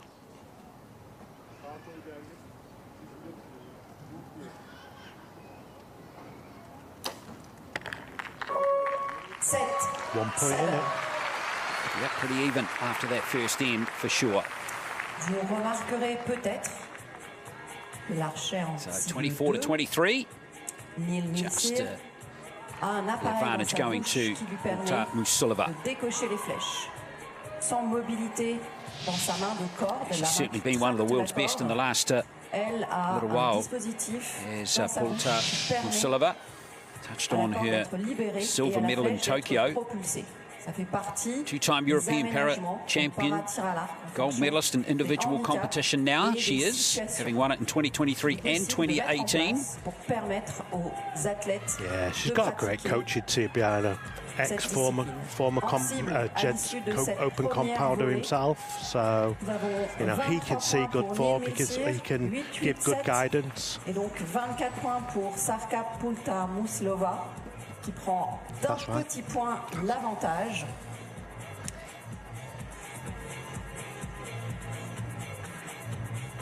Les archers sont prêts pour cette deuxième volée. Yeah, her coach's name is Vladimir Brada. It's Et le tir Pulta commence. Musilova. So here's Masurch looking to stay tight, at the very least, maybe overtake her rival in this end, of course. So just a point in it after that first end. Here we go with end number 2.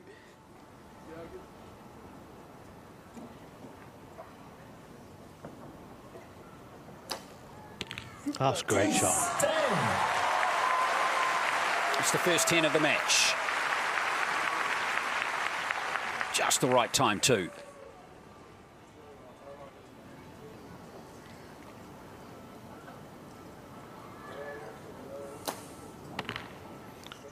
Flinch there obviously takes the pressure off the bow arm, so it sort of makes you collapse a little bit, so you can't stabilise your final aiming aspect. Yeah, it's the second time she's done that now in 4 arrows. Oh, this is a great shot. 9.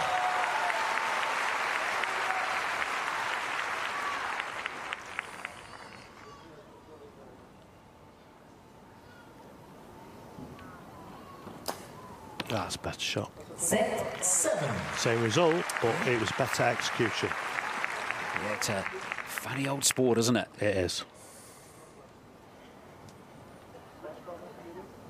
Oh, let's see what Misurch can do here with this last arrow. Oh, this is an excellent end. Great end. 28 out of 30. You're not going to get much better than that, dropping just to 2 points. And we've got to remember that 1 millimetre of movement on the target, on the shooter's end, on the shooting line. Yeah. Obviously, it's tenfold at the target end. Well, what about that for an end for Lil Search?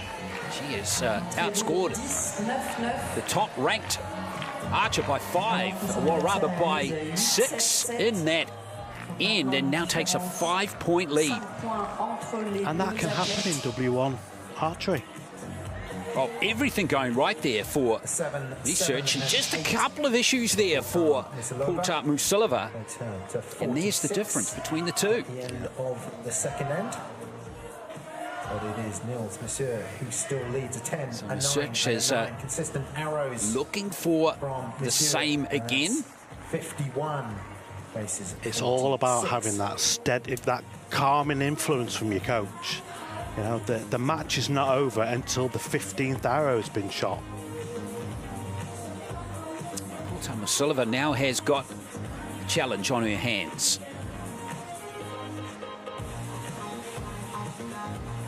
5-point deficit. Still plenty of arrows to come. There are still 9 left to be shot in this match. This is a quarterfinal. Troisième volley de ce match. So it's a big match. Takes you into the medal matches. Absolutely. You will be contending for a medal.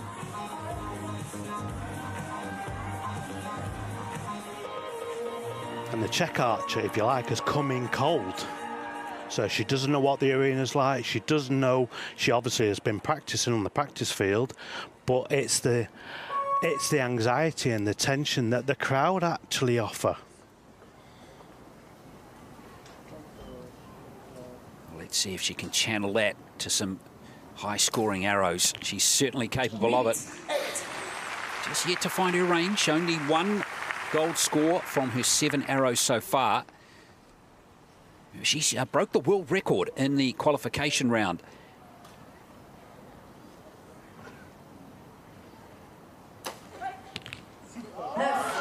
Research is just rolling through nicely. That's her 4th consecutive gold score now. Turkey as a nation are absolutely massive in compound bow. In all forms of the compound bow. Well, and recurve too now with Mete Gazos, of course. Yeah. Putting the sport up in lights there with his gold medal winning performance in Tokyo. Now, let's see if that 10 from Pulta Musilova can kickstart her here. That was her first 10 of the match just then. Just reminded us of her quality. Solid from research. Still a 4-point lead with 1 arrow left in this third end. This is a big arrow.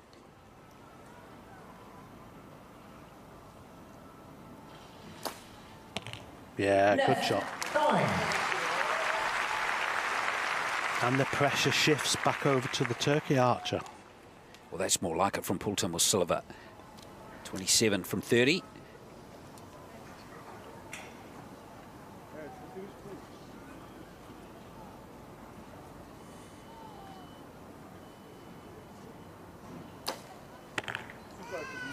And there we are. A nice little 3-point gain there for Pulta Musilova.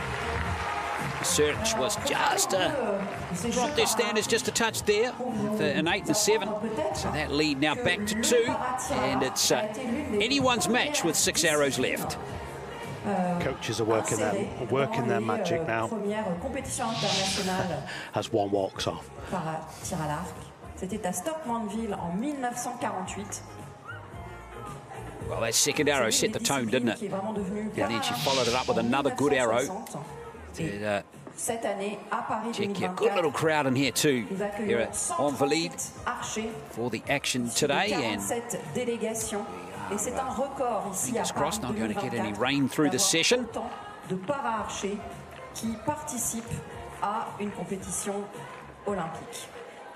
Which will be of great relief to the archers for sure. Rather cloudy, overcast day, as you can see. It's actually a good day to shoot. There's no bright light, no bright sun, no wind. You know, ideal conditions, isn't it? Yeah, it's absolutely ideal. And not too hot. No. And we've got to remember, some of these athletes can't regulate their own body temperature.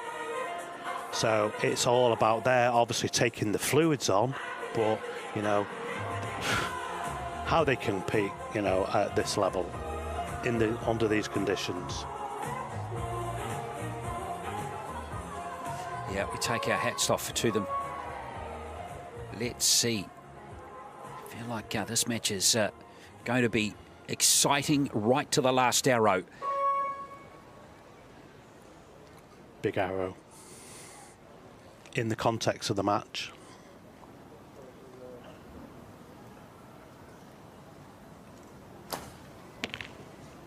You know, a good start to an end just sets the end up.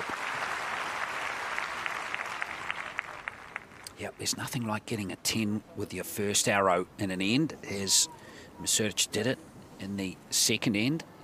Just love a 10 now. 8.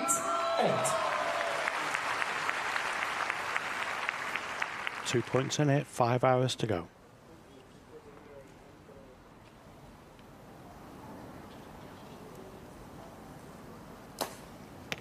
There we go. 9. 9.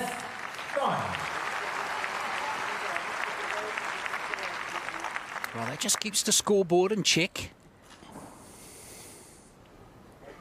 Asks Search to go big again. Which she does. Second. 2 points. Second 10 of the match for her.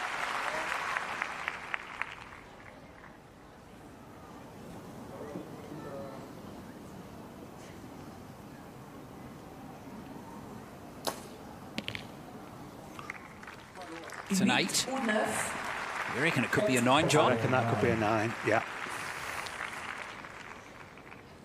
And if it is a 9, every point is valuable. At this stage, very much. Got to take every point you can get. Last arrow of the fourth end. Ooh. It looks like it's a 9. It is, yeah. It's been provisionally scored an 8 at the moment. So it looks like a couple of arrows there need to be tested or checked. Those last 2 arrows from both archers.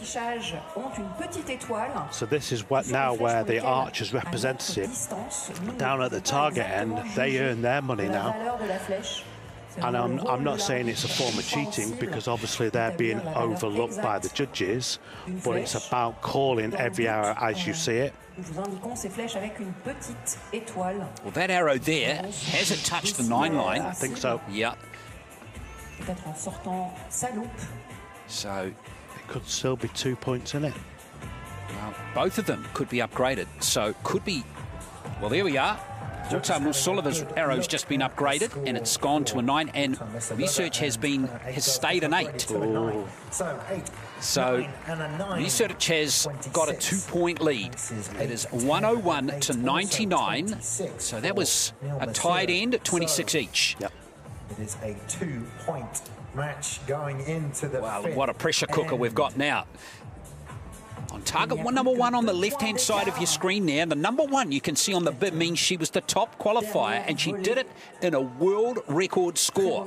Musilova Sarka Pulta of Czechia, 2 points behind her Turkish rival. But she will get to shoot first. So that will put pressure onto the Turkish lady. But she seems so calm. I'm sure she isn't. But the match hasn't gone her way, has it? Pulta Musilova. It's a really interesting dynamic play here. Of course, being the top qualifier, by straight through to the quarterfinals. And now she's down by 2 points with 3 arrows left in this match. It's beautifully set up, isn't it? It is.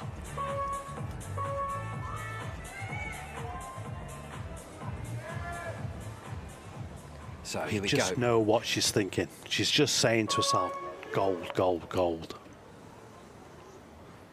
5th and final end now. 3 arrows left in this match.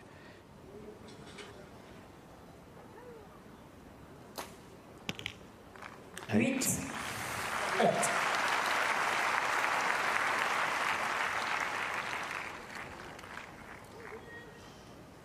Well, Research, it's all about just going through her setup, her release, trying to take out the other target out of her mind. Long hold. 8. 4. Well, that's not the worst. It's okay. No, still 2 points.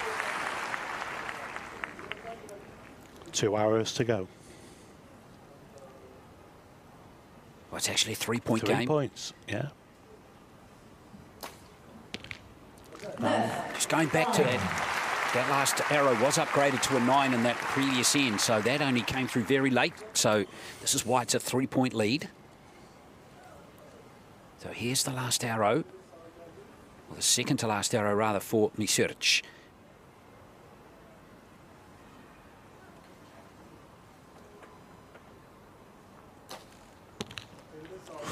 It's okay. Still a 2-point lead with 1 arrow left.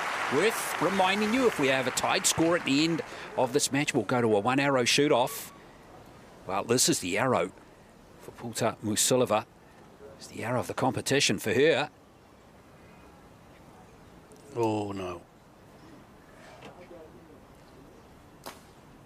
Oh, brilliant. What a clutch arrow from her. So for the win. Milner Search needs a 9. An 8 will tie it. Anything lower, it's going to be Pulta Musilova's match. What a big arrow here for her. And she's got the 7. And would you believe it, Pulta Musilova has got the victory. She trailed right the way through. And that brilliant 10 with her last arrow has seen her clinch victory. Magnificent for her. Absolutely. When she needed it most. Was that her first 10? Well, there's the win. It's 126 to 125. It is her second 10 of the match, and brilliant from Pulta Musilova. Oh, that was some victory for her. No wonder she's breathing as deeply as she is right now. What an awesome last arrow. Well, there's the second one, and this one. Congratulations to both athletes. That was absolutely superb. That is the arrow of a very good archer right there. Yeah, to win the match on your last arrow. Yeah, there's no better feeling, as you well know. No, absolutely not. Well, you got a feel for Milner Search. That was a very good effort from her. Her score was actually 7 points up from her previous victory, but she lost. So it's hard luck for Milner Search, who really did compete well. But there's your winner, Saka Pulta Musilova of Czechia rather. She is through to the semi-finals. N'hésitez pas, faites coucou, regardez-vous sur l'écran. Et oui, on vous voit.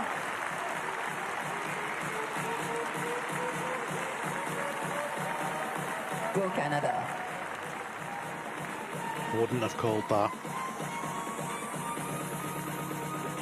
Profitez aussi de la vue ici, quel endroit merveilleux entre les Invalides, le pont Alexandre III, la vue sur le Grand Palais. Certains ont la vue sur la Tour Eiffel. Quel endroit extraordinaire pour du tir à l'arc et du para-tir à l'arc.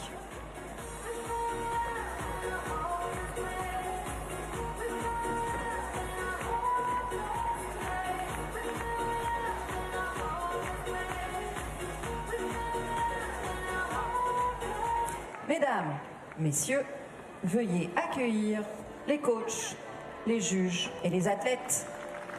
Ladies and gentlemen, our second quarterfinal. Please welcome the coaches, judges and athletes.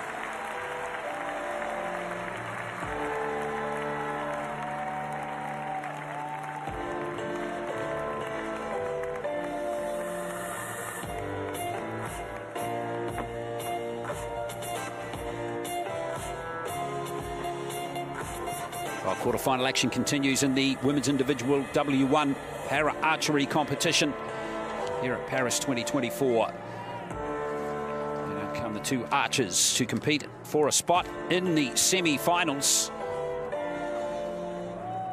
It is defending champion from Tokyo, Numéro 1, représentant la Corée. Chen Min-yi, Target number 1, representing... or rather Kim Ok-gyum of Korea.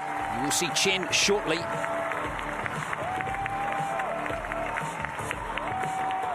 Third qualifier.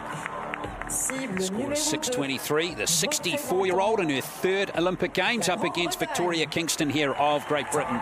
Number 2, representing Great Britain, Victoria Kingston. Kingston already having a good win in her 1-8 elimination match, which she scored 128 points, which is a very good score. But the quality of her opponent is undoubted. World number 2 is Kim. And a quarterfinalist from Tokyo in 3 years ago and lost the bronze medal match, the Korean, to Vicky Jenkins of Great Britain back in Rio. So she's been close, very close to a medal on one previous occasion. She did win silver, though, in the mixed teams in Rio, so she has been on the podium, has Kim. So, can she draw on all of that experience and move through to the semi-finals against Victoria Kingston of Great Britain in her first Paralympic Games? Well, as we said, Kingston's been on this. She's been out here. She's sensed the atmosphere. So from that alone, she's a little bit more experienced than the Korean archer. Yeah, this is going to be an interesting match. It's going to be Kim to start.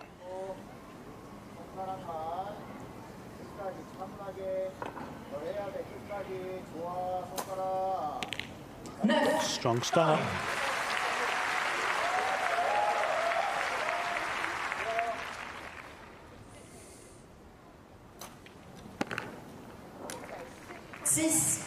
Six. Yeah, definitely missed the line.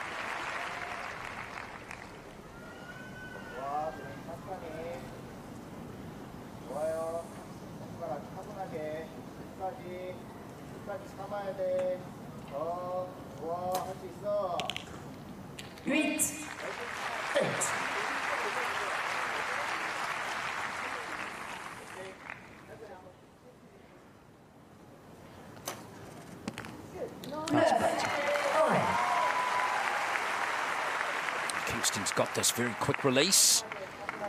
She shoots stronger when she shoots quicker. Whoops, arrow just falls off its rest there for Kim. Now they do have 30 seconds for each arrow, so it's going to put a little bit of time pressure on her as the shot clock comes down to 6 now. Good shot, good recovery. And it's worth practicing that on the practice range. What are you going to do when your arrow falls off your wrist? If you've got experience on handling it, then you'll do okay. And speaking of outstanding archery, what about that arrow from Victoria Kingston? Quick shot there. What, 13 seconds after 30 seconds only? Well, that is a comeback from the 6 that she scored with her first arrow, and that's put her right back on Kim's tail. Great last arrow from Kingston. It's a real rhythm, momentum archer, isn't she? She is. Fantastic 10 by Victoria Kingston. And then Kingston's got her game face on, straight back on. It's all about the next arrow, which is how it should be, John, as you know, being a former Paralympic Games gold medalist. Yeah, absolutely. But, you know, you not only are you competing against the archer, especially from Korea, but you're shooting against the country as much as anything and their expertise in archery. And boy, there's some... as we know, the Korean nation of South Korea, the Republic of Korea, brilliant at this sport. They have a Paralympic Games medalist here, still competing strong at the age of 64. Wonderful. Well, she only took the sport up, did Kim, in her 50s. Wow. Starting in 2013.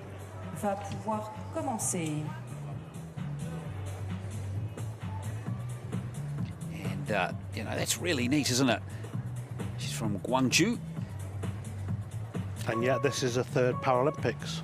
So she's obviously featured in them all since taking the sport up. Well, it only took her 3 years. Yeah. From starting the sport to being a Paralympian. So it just goes to show you what you can do. So, yes, if you're sitting at home or wherever in the world you're watching this right now and you're thinking, actually, this looks pretty cool. Once again, quick, only 11-second shot there. You've got time to get ready for the next Paralympic Games in LA.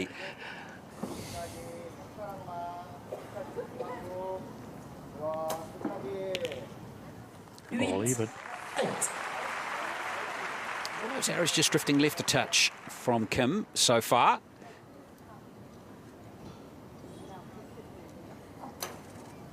Kingston again not mucking around, and that's 4 arrows in a row now in the gold zone.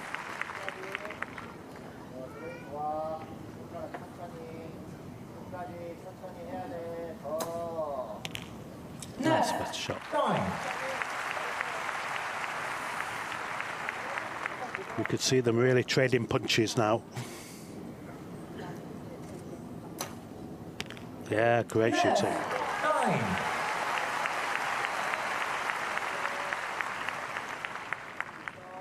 Nice job from Kingston.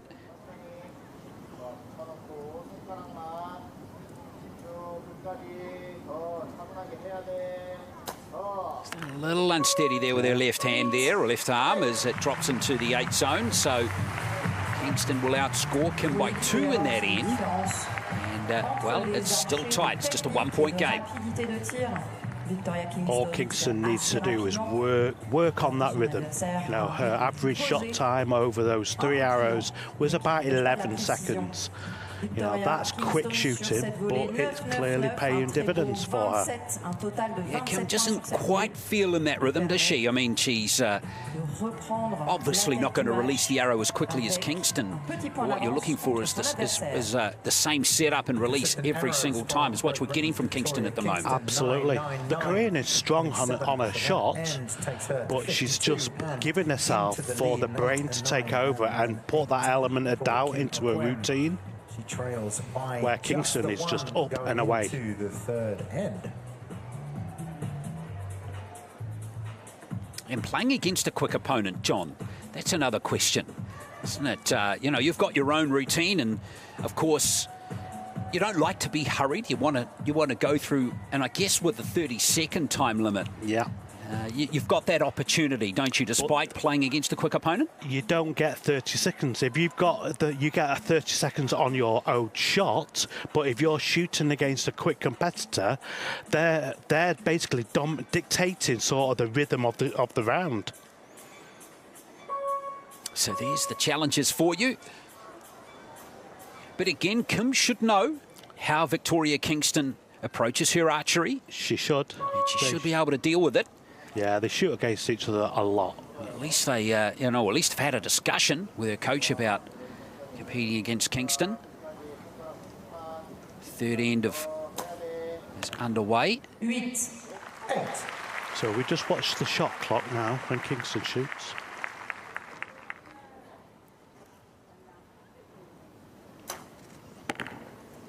Okay, that's a 6. Well, it's second 6, which means she really needs to come back with a 10 again to keep pace with Kim.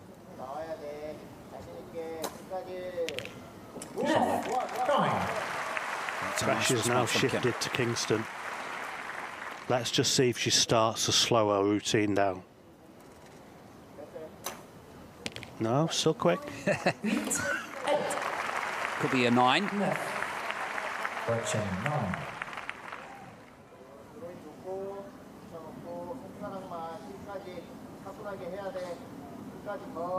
Ooh.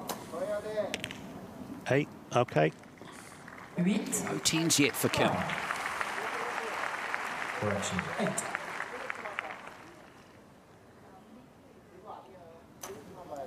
Kingston, whoops, a second one into the blue. That could be costly, John. Yeah, this is where that quick routine actually, it works against you. You know, because you're not giving yourself time to settle on the gold. So there we see, that's what, 5-point swing? Yeah, it's a 4-point game now. 76-72 after 3 of the 5 ends. Laisse prendre l'avantage à Kim Ok-moon. Réussit maintenant à avoir.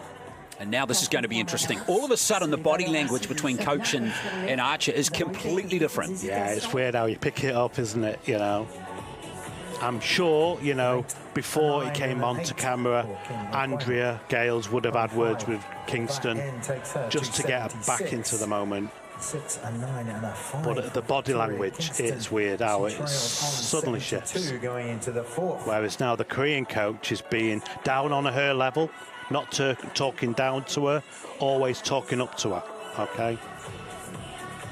Yeah, how important is that? That's massive, massive, absolutely. Because you feel it from a wheelchair archer's perspective, feel as though you're being spoken down to. Yeah, look, it's like talking to a child, isn't it? I mean, we were always told as parents, come down to their level. Absolutely. Yeah, it's really important. However, Kingston, we know, has got oodles of ability with a bow and arrow in her hand, and we've seen it not only in this match but in her previous victory as well. We know she's got the ability to come back, Victoria Kingston. 4-point game, 76-72. So she doesn't want to change her routine, she just needs to stabilise her bow arm. Better? 8.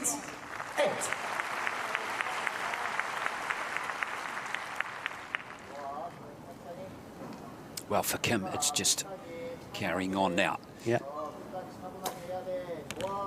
Say covering her opponent, but an 8 is going to be okay. It's not the end of the world at the moment for her.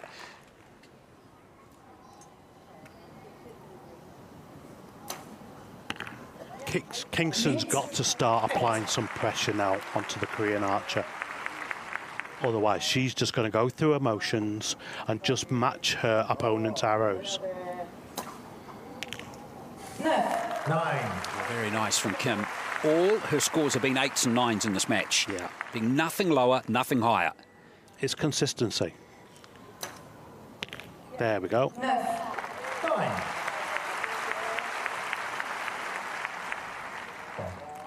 25, much better for Kingston. 5 points up on her previous end. But Kim just hanging into the 8 zone, which is again a vital score for her. So all level that end. No gain there for Kingston. And Kim, the outcome of that end is that she's just 3 arrows closer to victory. She is. And there's only 3 arrows left in the match. Now, we have seen 4-point swings before. But 4 points only takes us to a shoot-off. It does.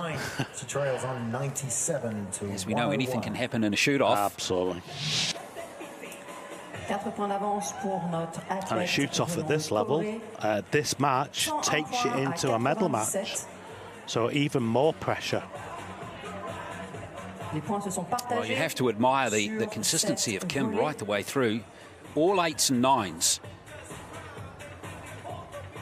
Just hope that's not the commentator's curve. Exactly. 7 8s and we have 5 9s for Kim in the match.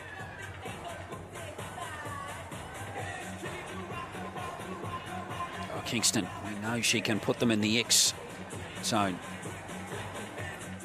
Great body language there.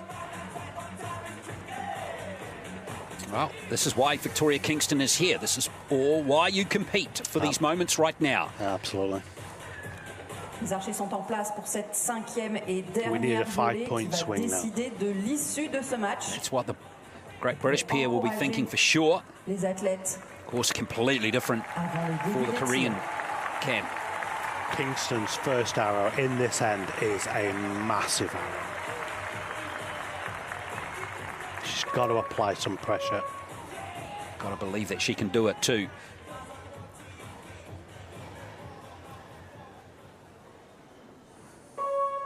So here we go, 5th and final end of this quarter-final in the women's individual W1 para archery at Paris 2024.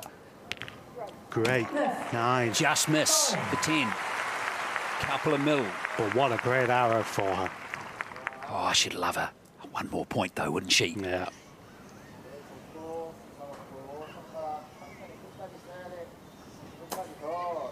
Oh, what a time to score at 10 for Kim. That's outstanding response. So Kingston needs to make 6 points up with 2 arrows. 8.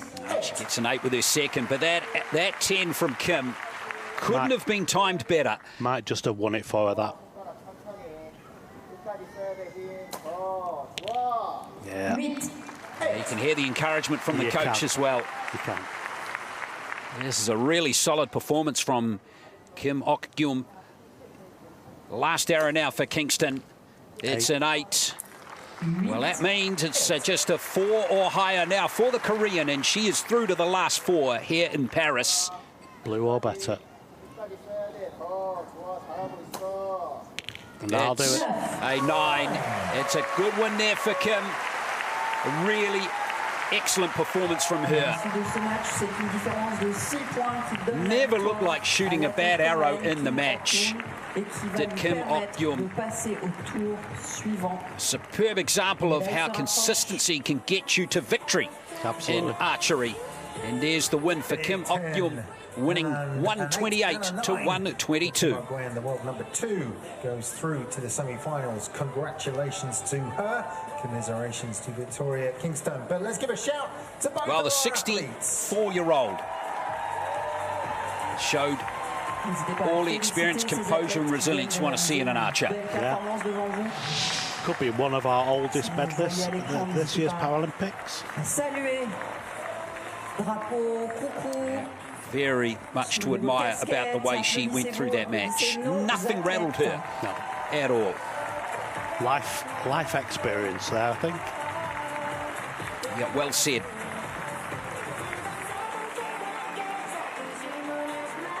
And the Korean mentality.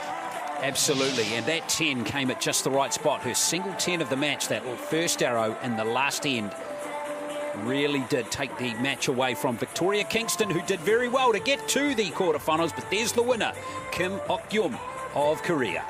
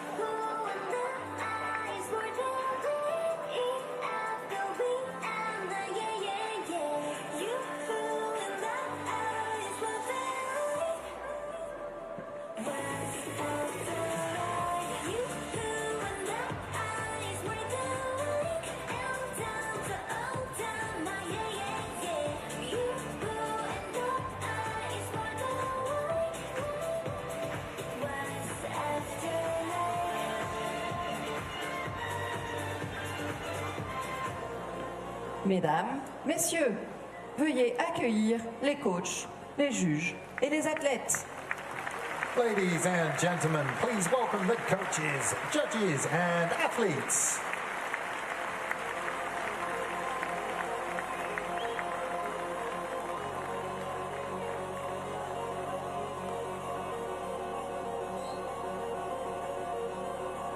Women's quarterfinal action continues in para archery. Tracy Otto of the United States, the world number 1, up against the defending champion, Chen Min-yi. Doesn't get better than this for a spot in the semi-finals. Représentant les États-Unis d'Amérique. Target number 1, representing United States of America, Tracy Otto. Yeah, Tracy Otto with a win over Li Jing of China in the previous round, 118 to 113. Cible 2, représentant la République populaire de Chine. Here is the defending champion, Chen Min-yi of the People's Republic of China. Not only is she the defending champion in the individual, she also defending champion in the mixed teams too. Two-time Paralympic Games gold medalist. The line judge is Nabil Hussain. Chen's in good form too, scoring 650 in the qualification round to get a bye straight through to this match. And that 650 was a personal best score. 10 points higher than her previous career best. Massive, yeah. She usually shoots really strong in the head-to-head matches. And Chen, of course, has had quite a bit of success too in open compound para archery as well. Down through the years, competing in 3 world championships, albeit a while ago now. Here she is, the second seed.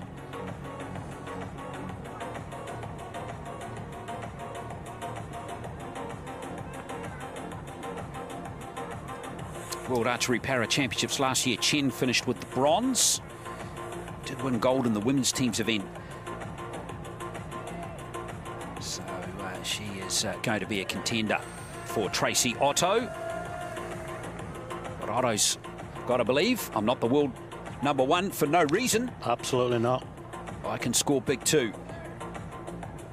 And she's been on the stage before. Le match est prêt pour commencer. Merci de vous asseoir et de respecter le temps de tir des archers.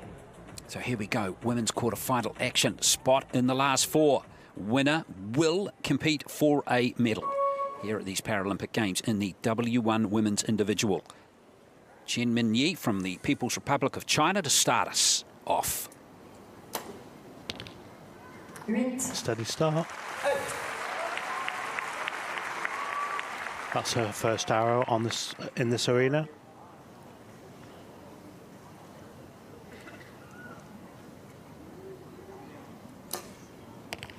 Great start. 9.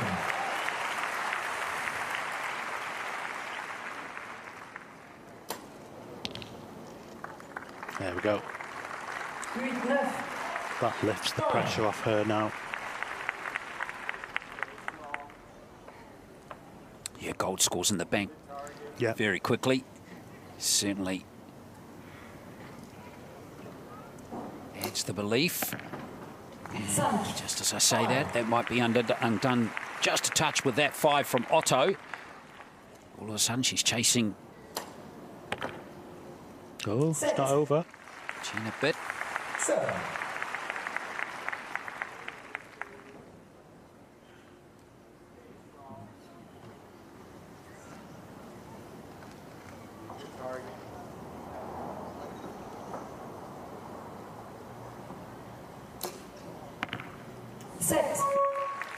Well, interesting first end there.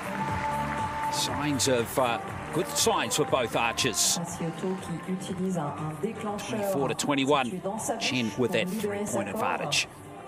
Totalise sur cette volée 21 points. Alors que son adversaire, Ini Chen, cumule 24 points et prend l'avantage de ce match avec 3 points. Pour ces matchs, nous cumulons toutes les valeurs de flèches au cours de 5 volées, donc 15 flèches, ce qui permet de départager les archers au bout de 5 volées. Good crowd too here, enjoying the para archery. She has 21, but trails Chen Yi on 8, 9 and a 7 It's for her. going to be interesting to see Chen move through this match. 3-point lead into N2. All the way. Winning a second consecutive gold medal is not an easy thing to do, as you've tried that on previous occasions. Yeah, you know, to win 1 gold medal, but to go on and achieve a second, there's not many archers that have gone on to achieve that. To become a multiple medalist, you know, in successive Paralympic Games, where you've got to consider that it's a 4-year cycle that you're working towards. Yeah, and archers come and go, don't they, John? You think you've got the field covered, don't you? And then all of a sudden you move to the next games, and hello, there's a half a dozen new archers there. I wonder what you're like. I wonder what you're like. And then you watch them go, oh, actually, you're pretty good. And all these young kids just want to take the elder person's scalp. Yeah, they're fearless, aren't they? Yeah. Well, Tracy Otto is 28. She's 5 years younger than her opponent. She's one of these younger archers who's here to win. Absolutely. Let's see if her talent is going to be good enough to unseat Chen. 8, 9, correction. Chen, another one of these archers with this quick release.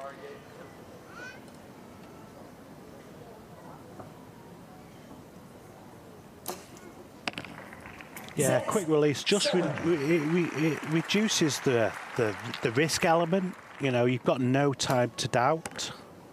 It does at times create some ragged arrows, but you know, as we've seen earlier, a 7 is not necessarily a bad arrow. No, particularly if you can bounce back with a gold score straight afterwards. Or have a goal score the previous arrow. Absolutely. Well, most of those arrows drifting right from Otto. You can only see one of the 6 so far. Maybe, because we're not feeling it, maybe there might just be a little bit of wind drift down there. It's always a factor. I guess that's where the coach earns his or her money. Yeah. Or the coaches are trying to observe the archer from the back so they can actually see if there's any arm movement, because it's the front bow arm that technically steers the arrow's path. And you'll see a lot of archers try and correct at the last minute. Well, as the search for the perfect arrow continues, it's definitely known as that Chen's got a 5-point lead after 2 ends, 48 to 43. Not the most high-scoring match so far.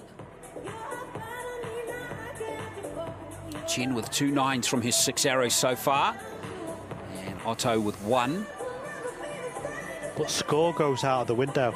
You know, it's about beating your component or your opponent.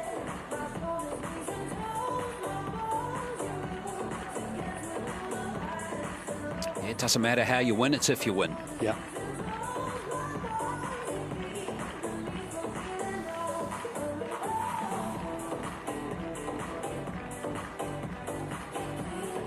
There's plenty of time after the event to go back, study the video footage, observe your form, your technique, where it let you down. But at this moment in time, you've got to be in the moment. What about with these multiple matches in a same session as we're seeing here? John, we've, you know, let's take this match as an example. Whoever wins it, yep. What sort of analysis do you do in between the end of this match and the start of your semi? You don't. You just move forward, okay, and reevaluate at the end when you're at home. Just go forward, go back to the practice field, and just practice and practice your technique. It's all about building confidence.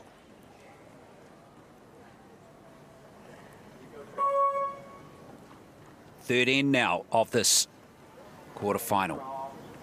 Tracy Otto of the United States.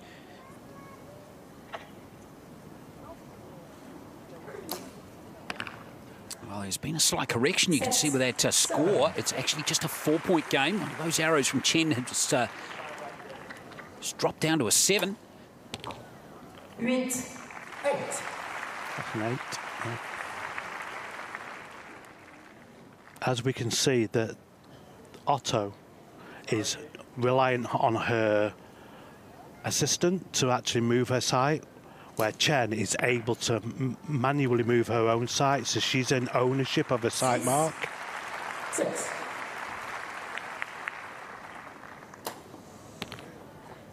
Third 9 of the match for Chen.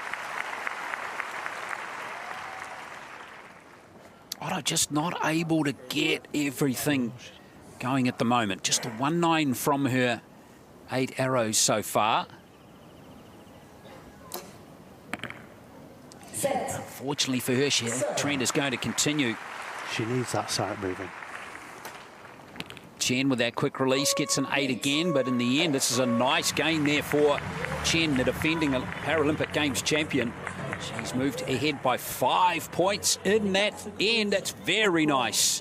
All of a sudden, she's 9 clear over Tracy Otto with 2 ends to play.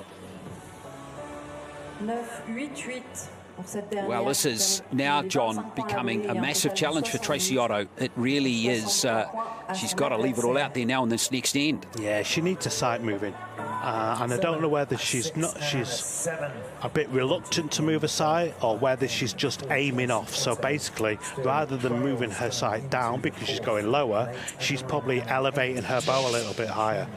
And that in turn starts playing games with your mind, your brain, because you're not focusing on the center of the target.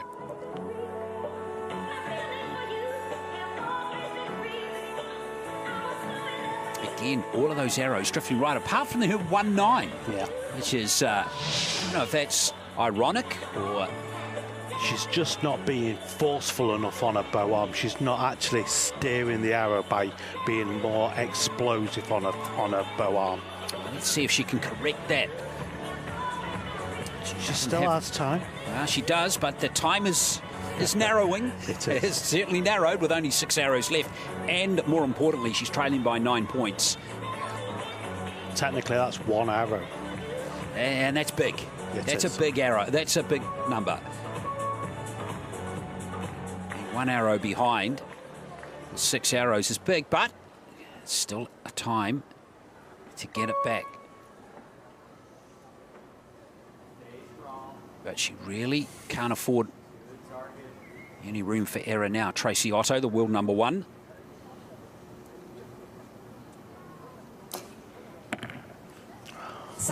Wow, that's a shame. You can see the disappointment all over her assistant's face there. Oh, that was a quick shot. I tell you what, it's a good shot too. It's quite a 10, but still no 10s for Chen. But she's just going through her routine really nicely. She's putting time pressure on Otto. And it's working really well. Yeah. 7. Her coach should be taking ownership of the situation and moving that side down. Not just tinkering with it. Move it 3 or 4 millimeters. Well, this is a very impressive performance from Chen. She is just rolling through this match very nicely. There we go. She's aiming off. What a great arrow from Tracy Otto. But back comes Chen with another 9. That's a 27 score for her. And again, she puts 5 points on her rival, Chen Min-yi. Oh, she is in excellent form. With only 3 arrows left, she's up by 14 points now. Tracy Otto, qui permet de réaliser 22 points, mais qui la laisse encore en deçà. Well, that arrow from that last arrow from, well, there's nothing to be said. No, with 14 points clear. It's not really anything to say. Chen has got it in control. There's no doubt about it. But I just love the way Otto, she got no time to celebrate that 10 there. That was a brilliant arrow from her, but Chen straight up, boom. That's what you need to do. Keep the pressure on your opponent. Someone who's in total control of her archery. She's dictating the situation here. And final end. Yeah, the defending champion is showing us why she's the defending champion. Nothing that's happening on the other target at the moment is affecting her whatsoever. Phasing her in no way.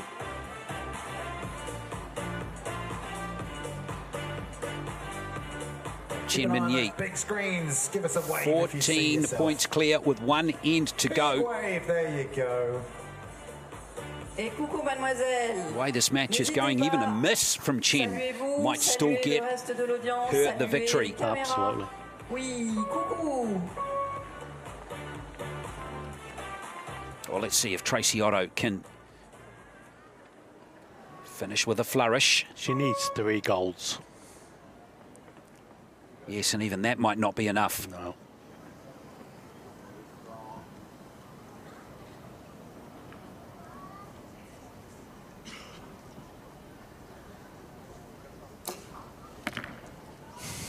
Time low again from Tracy Otto. Quick arrow. And it's a good arrow. Yeah. Away in 7 seconds. 7 9s now in the match. 13 arrows for Chen. No 10s though.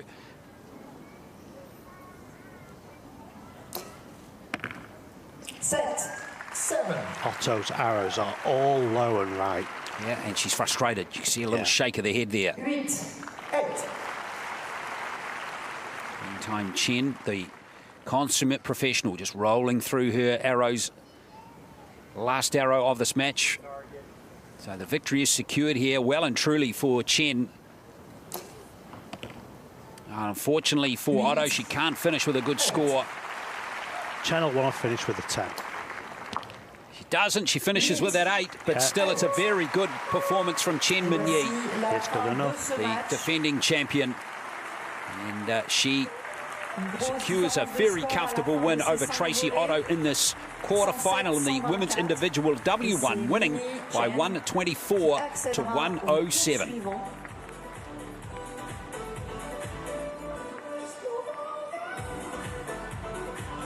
Chen Min-yi, a 9, an 8, and an 8. 124 to well, you have to hand it there, John, to Chen. That was a very dominant win. It was, you know, and she'll move on from that now. She's into the, well, semi-final, and she just knows now that she's going to be in a medal match no matter what. Well done to Chen Min-yi, the defending champion, keeps alive her dreams of winning back-to-back gold medals in Paralympic Games. And she continues to score like that. It's going to be hard to beat. She wins that match by 17 points over Tracy Otto of the United States. Indeed, welcome and thank you to all our volunteers. We couldn't do it. Yes, you're back on screen. Give us another wave. Come on. This time a wave in English. No, not listening. Thank you very much to all our volunteers. Please treat them well throughout the tournament. Et n'hésitez pas, la frige est en train de tourner également sur le terrain. Faites des photos avec elle, gardez ce souvenir avec vous de cette journée ici au terrain de tir à l'arc, para-tir à l'arc de ces Jeux 2024 à Paris.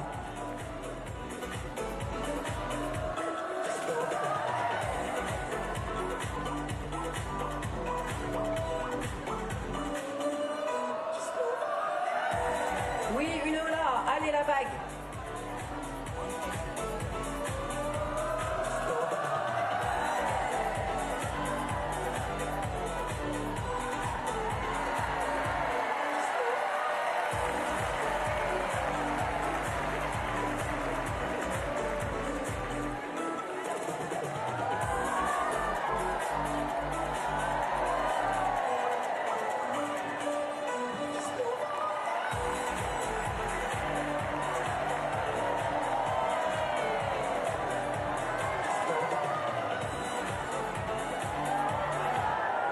Mesdames, Messieurs, pour cette première demi-finale, veuillez accueillir les coachs, les juges et les athlètes.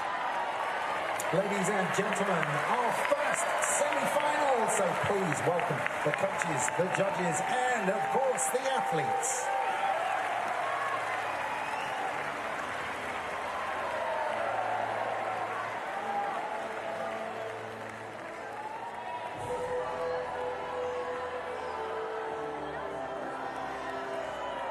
Well, here we go with semi-final action number 1 in the women's individual W1 category. And it's an all Czechia battle between two of the very best in the para-archery game. World record holder here, Saka Puta Musalova. There she is, the left-hander. Good win over Mil Musiric of Turkey in the previous round. She only got there by the skin of her teeth, though, needing a 10 with her last arrow. And here's her opponent, Teresa Brantlova of Czechia. 10-point win over Baila Dameno of Italy in her quarter-final. La juge de ligne pour ce match sera... The line judge is Megan Tierney. So these two will...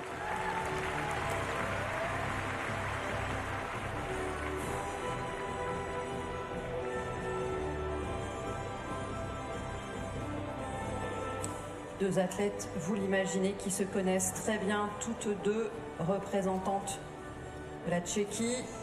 Probablement s'entraînent-elles ensemble. Ça va être un match très intéressant.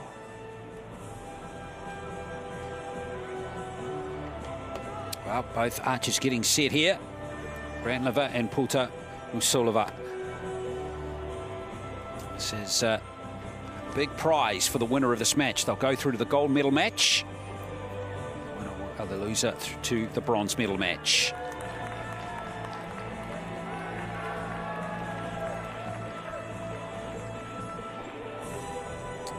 So a big prize.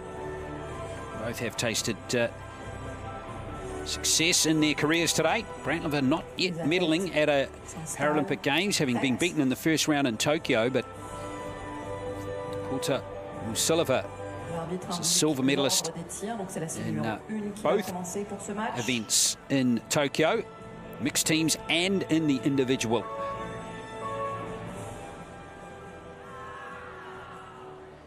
So we'll see what this match is going to produce, with the match beginning with Pulta Musilova.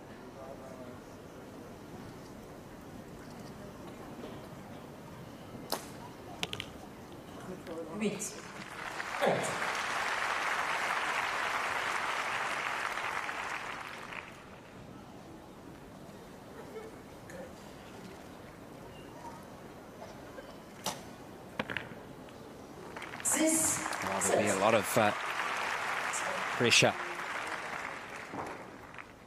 Yeah, mental test for these two archers in this match.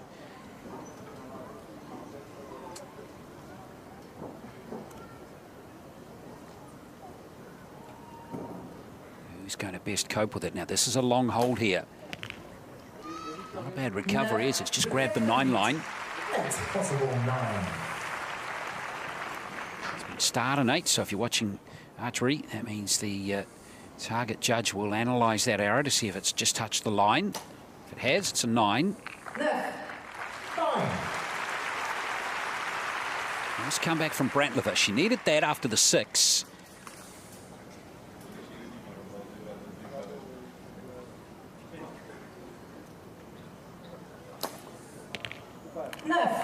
Well, that's good signs there from Pulta Musilova. Improvement every arrow. Can Brantliver do the same with her last arrow of the first end?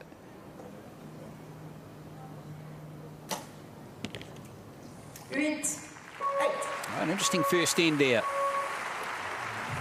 Could actually be a 3-point lead for the left-hander on target number 1. So that's a provisional score there on your screen at the moment, 25-23. Could be 26-23. It's always tough shooting against your teammate. The country wins, but unfortunately one of the athletes fails. Well, what we know from this match, regardless of who wins, is that Czechia will definitely win a medal. Absolutely. At this Paralympic Games. It'll either be silver or gold, and of course the loser will have the opportunity to win a second medal by going to the bronze medal match. So it's still a great achievement. Oh, it is. It is. For the same country to get two archers into the semi-finals. Yeah. But we'll have a situation here where both archers work with the same coach, but because they're obviously going forward, this coach has always been with his number 1 athlete. Yeah, so on the left of screen there you can see Vladimir Brata, who is in Pulta Musilova's camp. There he is, striding back there. Go back into the coach's box. Yes, it's always an interesting situation where we see countries handle this quite differently. Yeah, it's tough. In some occasions, in the Korean camp, for example, they don't have a coach at all in the box. They just leave it entirely to the archers. That's the best way. Yeah, and they're not seen to be favouring either.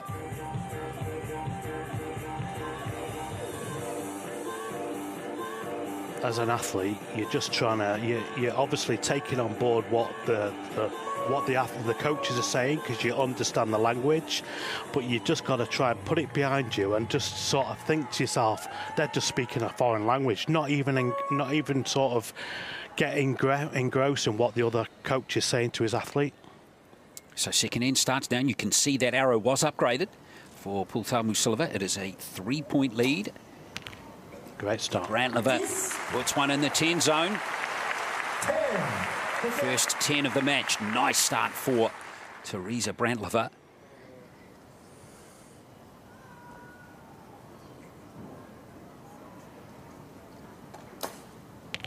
Oh, great response.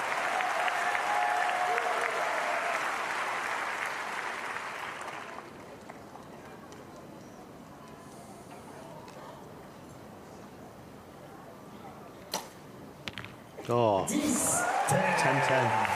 Starting to cook with gas, these two now.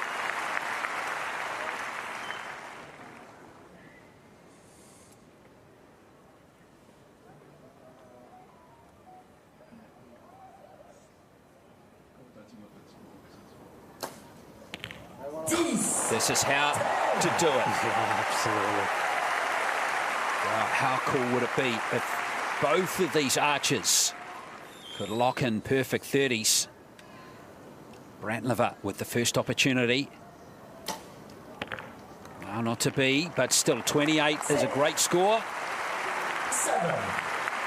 It's a 7 for Brantliver.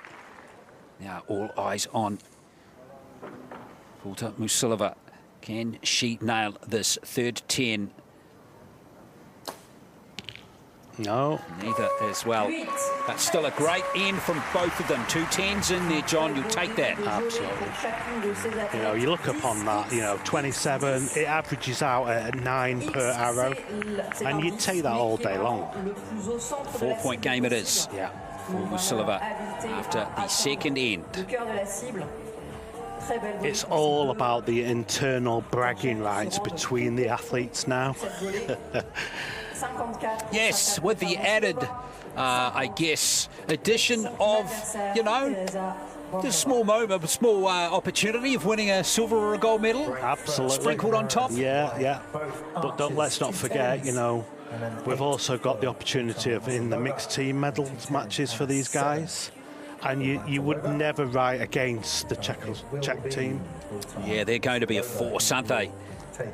Well, Brantliver won't be involved in the mixed teams because, of course, it's where the ranking round becomes important. If you have archers from the same country, as these two have been, the archer with the highest score in the ranking round takes the mixed team spot. And Pulta Musilova was that archer. She, remember, mentioned, got that score in a world record, 6:59. That was well clear of Brantliver, who had 6:21. Yeah, absolutely. So these two, I suspect, will flip-flop through their careers. And they're gonna be around, because looking at their ages, they're going to be around for a long time together. Yeah, they're both in their mid-30s.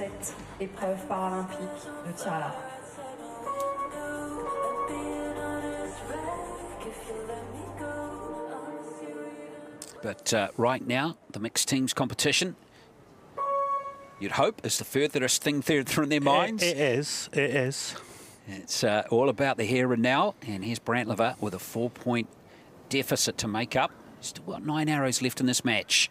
Would definitely not count her out. Set. 7.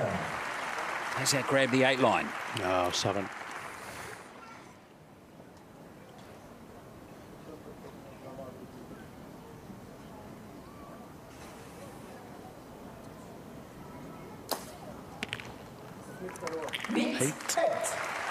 It's actually fortunate because we've got a right-handed archer and a left-handed archer.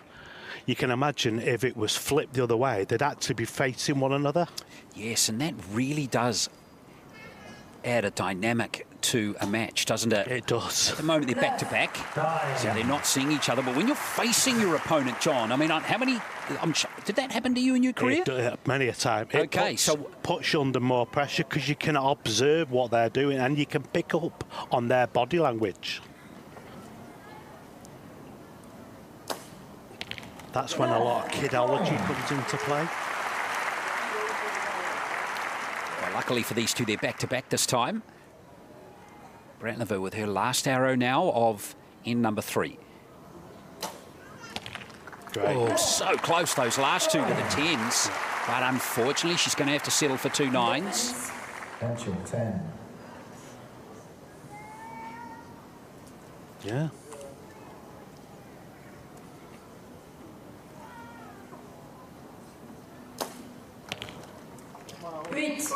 There's an 8 there for Pulta Musilova.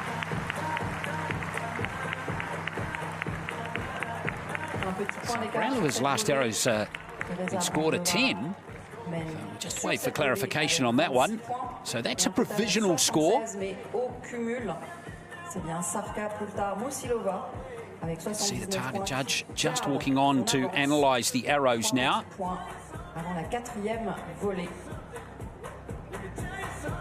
Marisa Brantilova's final arrow was indeed a 10, so 7 and 9 and a 10 for her, 26 at that end. There we go, Brantlova 76, but still needing every point she can get at the moment. Vasilova, an 8, a 9 and an 8. And she will take 79 points. It's this last arrow again. Lead into the fourth end. Well, that must have only just touched the 10 line by the absolute barest of margins. Chers spectateurs, n'hésitez pas, faites-vous coucou d'un There we côté go. à l'autre. Brantlova, as I said, with a 3-point deficit, needs all the points she can get. Vers la gauche. N'hésitez pas, joignez le mouvement. But again, it only has to just touch the line. Worth mentioning that again. 99.9% out is 100% in. Absolutely. When it comes to archery. Yeah. The line belongs to the archer. Exactly. So it has touched the line, so Brantlova's 10 has been locked in. So that means it's a 3-point game with 2 ends to go. 79 to 76. That's great to see the crowd getting around here. Good crowd in, and they're loving this action, just like they were here at this fantastic venue for the Olympic Games. And these archers will not have competed in front of so bigger crowds. Yeah, if we remember back to Tokyo, we were on the back of COVID, so there was no crowds around. Yeah, it was certainly a weird time for all, but it was great. This complex here at Invalides, 7,500. Yeah. They can get in here.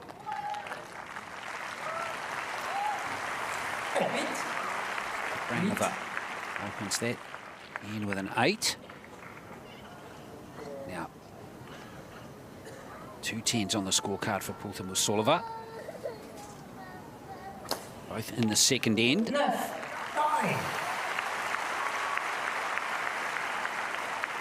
She was a little slow to get going in her opening round win in that quarterfinal. Remember needing that 10 with that last arrow to win the match.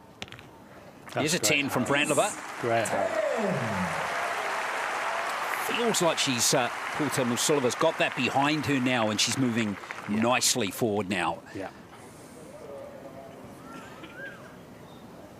She shoots strong. Very stable right arm, isn't it? That's what you need. That's all this sport is about. The archer that can actually hold their aiming point the steadiest on the target. So much harder than it looks.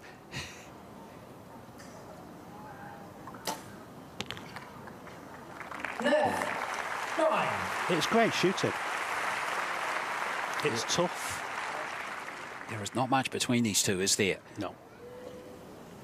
Just a couple of 7s on the scorecard for Brantlova, proving the difference, and that's why Pultamusova's just got her nose in front in the semi-final, and there's some very consistent scoring again.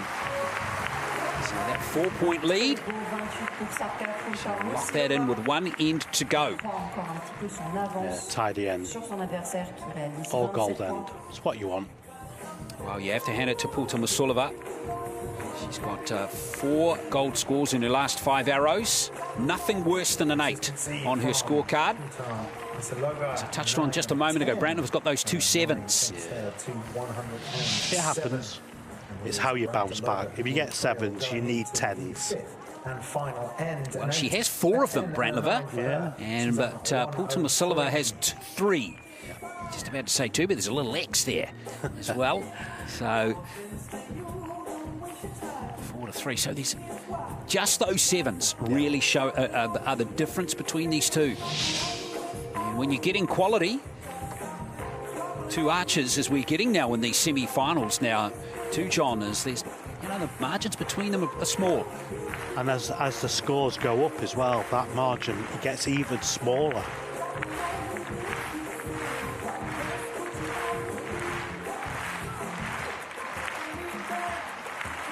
Well, none needs to say who wins this. It's going to be Czechia in the final, one way or the other.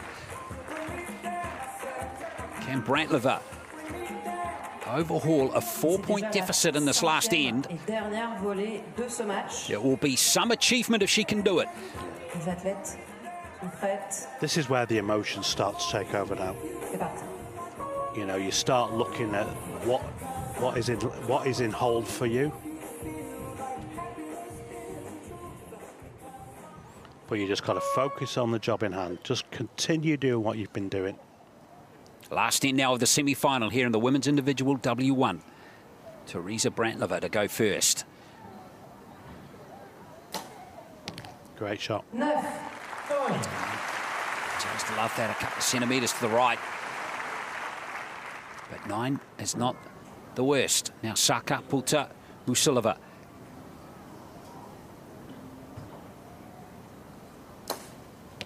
Yeah. Arrow for arrow, that's all she needs. Preserves her 4-point lead nicely.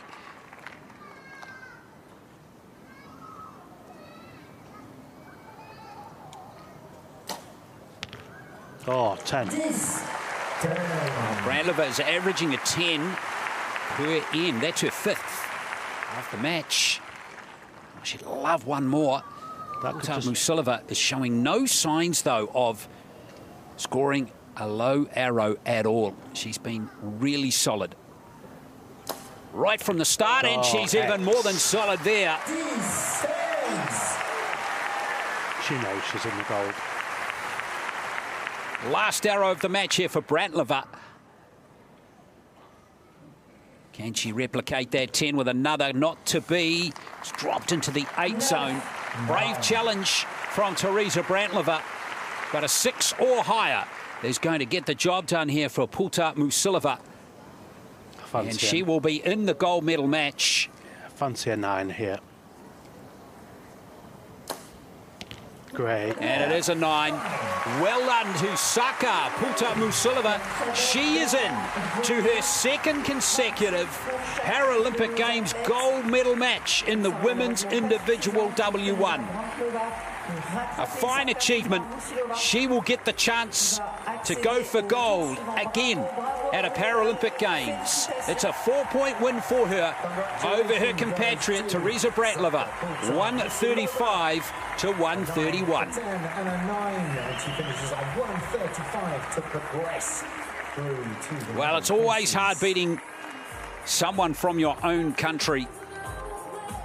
But Pulta Musilova has done really well to put that challenge behind her. And now the two archers face each other after being back-to-back for the last 20 minutes. And there's a neat moment. Bravo. Bravo, mesdames.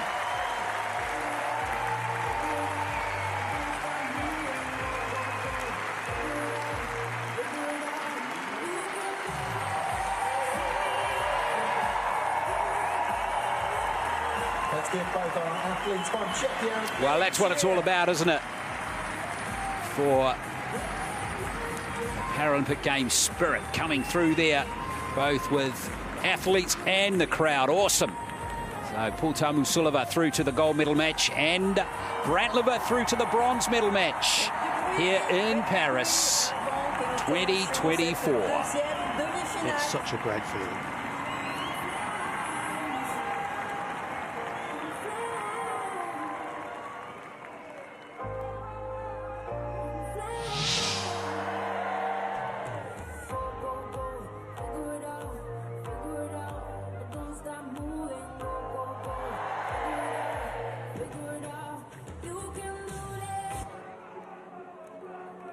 Pour cette deuxième demi-finale, mesdames, messieurs, veuillez accueillir les coachs, les juges et les athlètes. Ladies and gentlemen, it's time for our second semi-final. Please welcome the coaches, judges, and athletes.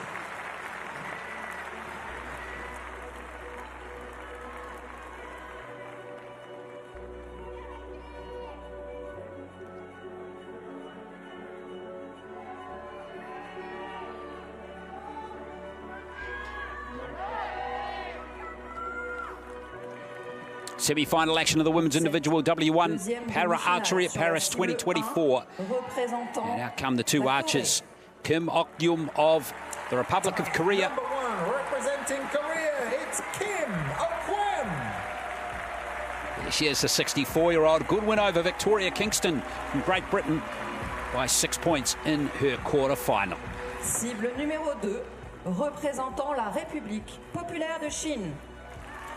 Target number 2, representing China, Shen Min-yi. Yes, the defending Paralympic Games gold medalist with a win over Tracy Otto in the quarter-final of the USA 124 to 107.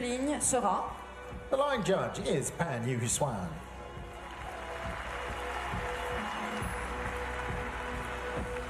Well, it's all on now between these two. Shen Min-yi to go back-to-back in 2024. She will get that chance if she beats Kim. As we touched on, had a good 6-point win over Kingston after getting the bye in the 1-8 eliminations. And Chen was very good in her win over Tracy Otto. 17-point win. Rolled through that match very well. And she is a very determined archer. Conditions couldn't be more perfect. With overcast skies, temperatures in the low 20s, and little to no wind as we get this match underway. Shen Min-yi to go first. That quick action again. Yes, you'll, if you haven't seen her on the shooting line before, Shen Min-yi, very quick archer. But that doesn't necessarily mean you're going to win, of course. No, not at all. Although, if you get 10s like that, sometimes you might get one more than often. Yeah.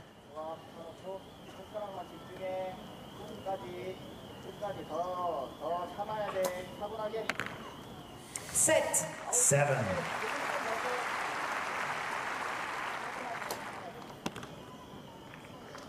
Well, 7 to end that. Set. And for Chen.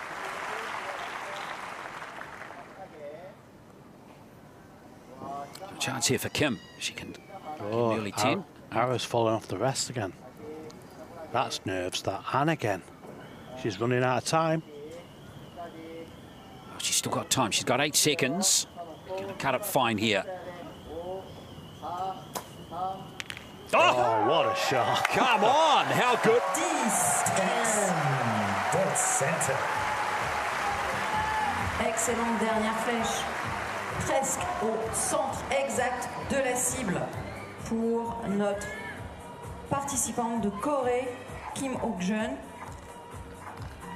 qui totalise un total de 26 points et prend un petit point d'avance dès la première volée de ce match.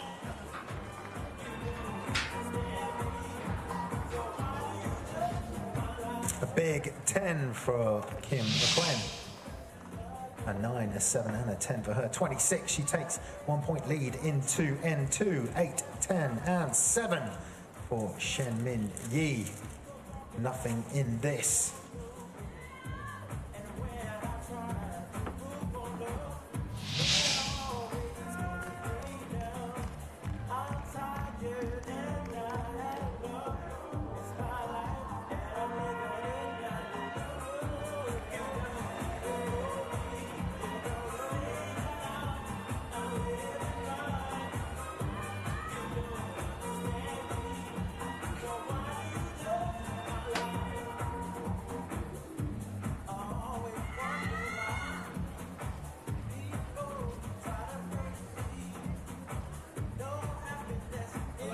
From off-tube 20 to HCM over.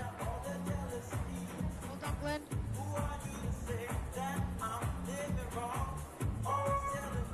So in number 2.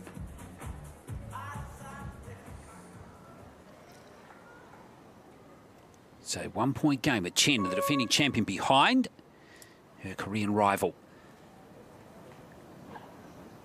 Only 1 point in it. 8. 8.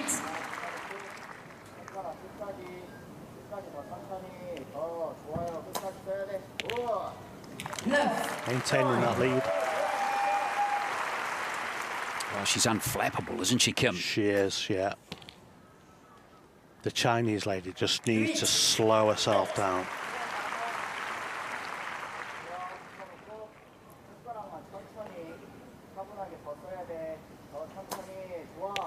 Oh, Kim is going great here. Her second 10, and she's moving forward nicely. We lost power on our commentary unit again. No. I'll let you know. 9. We weren't touching it this time. Just went completely dead. Okay, thanks for letting me know. The audio guys are there?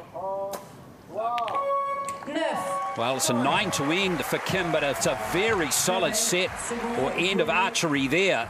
9-10-9, 28 points. Kim moves ahead in very impressive fashion. After 2 ends, she's up by 4. 4-point lead in the semi-final. It's massive. 50 points. L'écart se creuse déjà des deux volets. I'm not sure changing the unit during the semi-finals. 9, a 10, and a 9 for Kim Ocean. Yeah, Extends her lead by 4 going into end 3. An 8, an 8, and a 9 for Shen Mi Yin. She is on 50.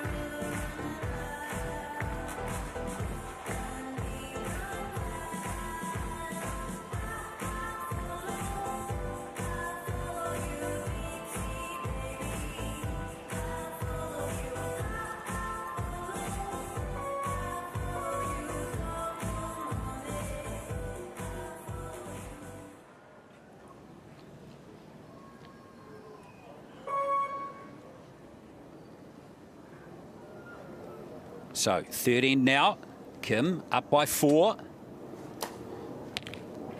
9. This is a nice little test here for the defending champ. Under scoreboard pressure. Absolutely. Green lady's just got to keep the pressure on her. 8, 8.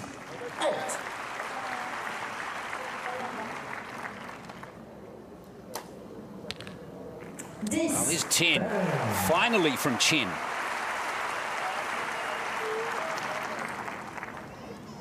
First one of the match for her. Oh, but back comes Kim. This is some real resolve and resilience from her. 8, 8. Chen shooting quick. Very quick, but it doesn't seem to be bothering Kim in the slightest. No, Kim's just doing her own thing. In fact, it seems to actually be lifting her performance. Yeah. And because with Kim, she's wearing the sunglasses, we can't actually see in her eyes how she's feeling. So it's a great distraction. 81 to 77 after 3 ends. Kim Ok-yeom going great in this match. Can she keep it going though? She's 6 arrows away from victory, 6 arrows away from a spot in the final. This would be a very impressive win. In end 3, but it is Kim Ok-yeom who will take an 81-77 lead going into the 4th end.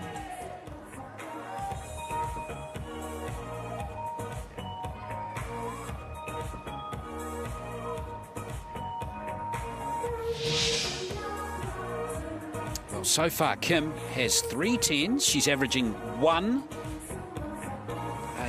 an end at the moment. There's 2 to Chen. 1 in the first end, 1 in the third end. Kim looks so comfortable. She does. She's brilliant. She's had She's gone in her last 7 arrows, Kim. 10-9, 10-9, 8-10-9. Yeah, that's good shooting. That is fantastic.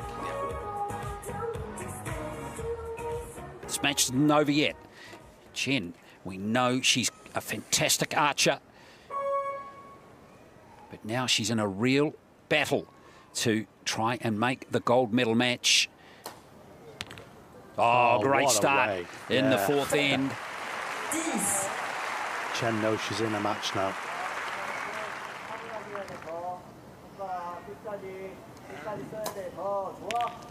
Oh, Kim's dropped 2 points.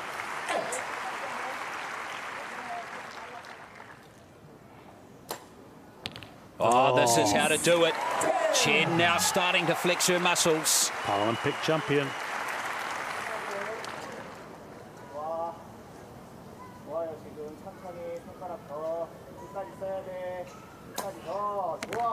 It shows now the match has flipped on its head.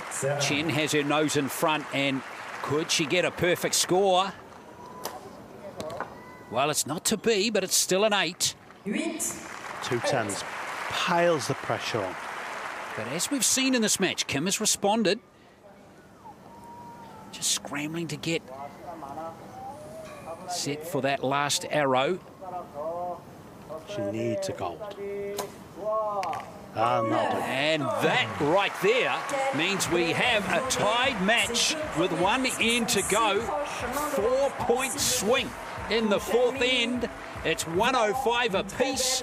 Could this semi-final be better set up with 3 arrows left? I say no. What a great match to obviously show and highlight W1 women's compound archery. Well, the match is on the edge of a credit card. It is. And we don't know which way it's going to fall, which is just brilliant. A great end for Chen Min-yi. But Chen Min-yi step up there with 2 tens. That was stunning archery from her.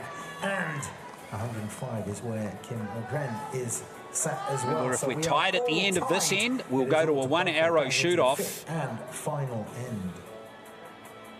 And Chen will be shooting first, I think. So that in turn puts pressure on. Well, let's see.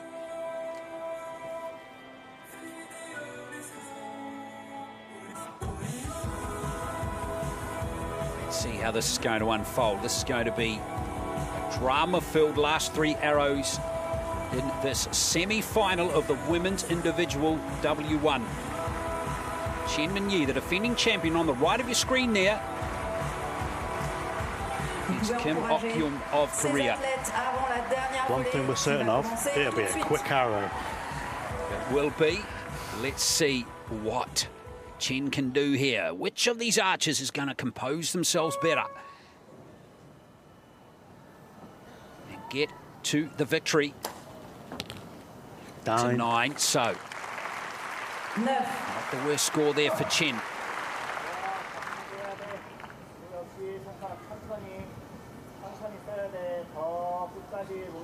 Little bit of movement with the left arm there. Yeah, that's what I was saying earlier. It's all about that strong bow arm. So first advantage goes to Chen. Oh, and that's great solid. shooting.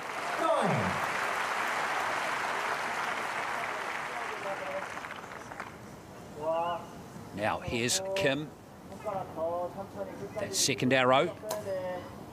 Yes! Oh, this is on now. It's a 1 arrow match. What a brilliant time for Kim to get this 10. Now Chen with her last arrow's got another 9. So here we go for the win. Kim needs a 10 and she's in to the gold medal match. The arrow of her life is right now. Oh, no. Oh, she's missed. Yeah, big flinch. That is extraordinary. Oh, what a shame for Kim. That is not how you want to see a match end. Kim Ok-yum, you've got to feel for her, but there's your winner. It's Chen Min-yi, who created that pressure with that last arrow. She has got over the line, and that is a real heartbreaking end there for Kim Ok-yum. That's the pressure of golds. Not tens, but golds. And you, Kim, you just knew it in her face as she shot that last arrow. She completely flinched on it, collapsed on her bow arm, and she knew before the arrow hit the target that she'd missed. What a dramatic end. She'd done pretty much everything spot on in that semi-final. She got a 10 with her second to last arrow. But as we were saying about bow arm, you know. Well, it's Chen Minyi into the final in the most dramatic of circumstances. She's won that match by 132 to 123. Kim has now got to pick herself up very quickly for the bronze medal match, which is coming shortly.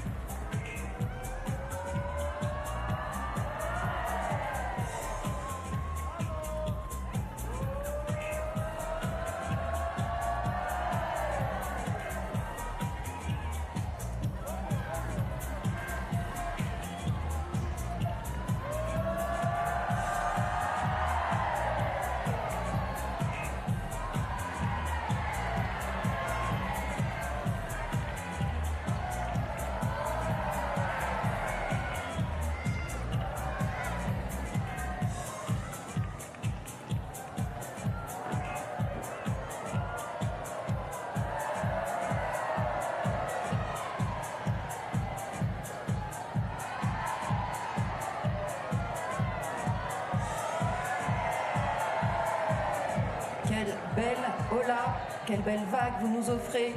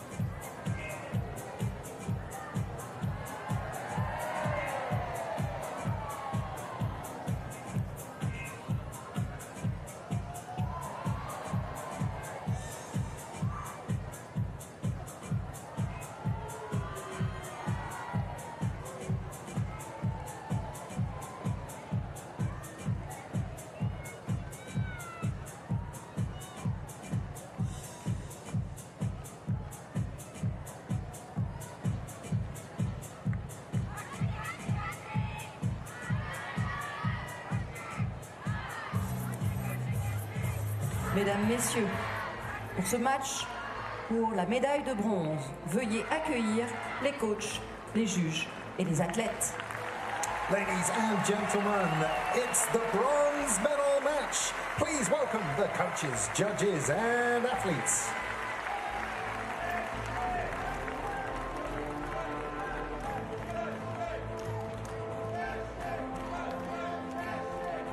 Bronze medal match now in the women's individual W1 category at Para Archery at Paris 2024.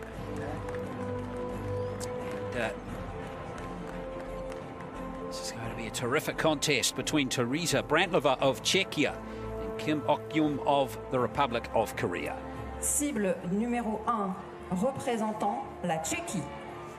Target number 1, representing Czechia, Teresa Brantlova.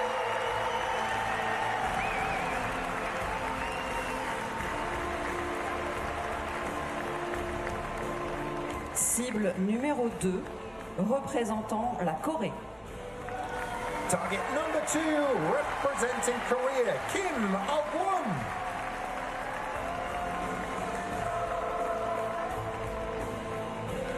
Le juge ligne pour ce match est... The line judge is Nabil Hussain.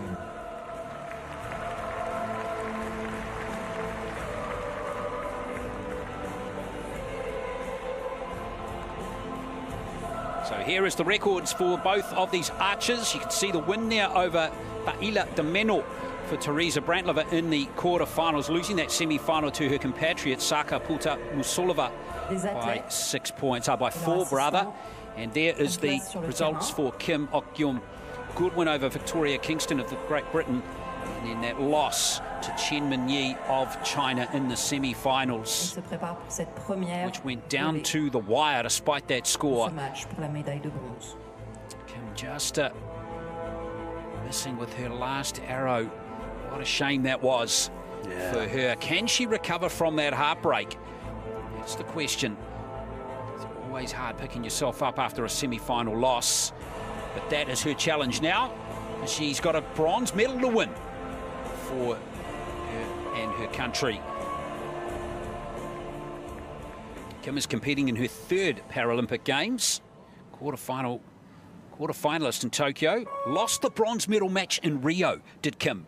Really? And here she is going for bronze medal for the 2nd time. It's gone to rankings. It has. Yes, that's unusual, isn't it? You often see that. What John Stubbs means by that is that we've got the 3rd ranked up against the 4th ranked here for the bronze medal. Now this is Teresa Brantlova.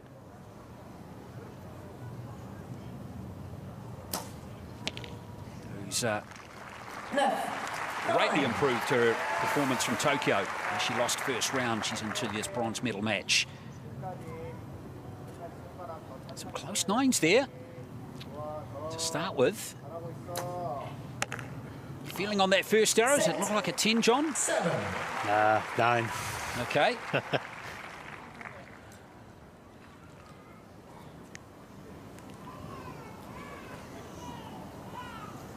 So Brantlova here, if she can beat Kim, Czechia will win 2. They will. 2 medals in the W1 category. And that is going to help. What a start from Brantlova, a 9 and a 10.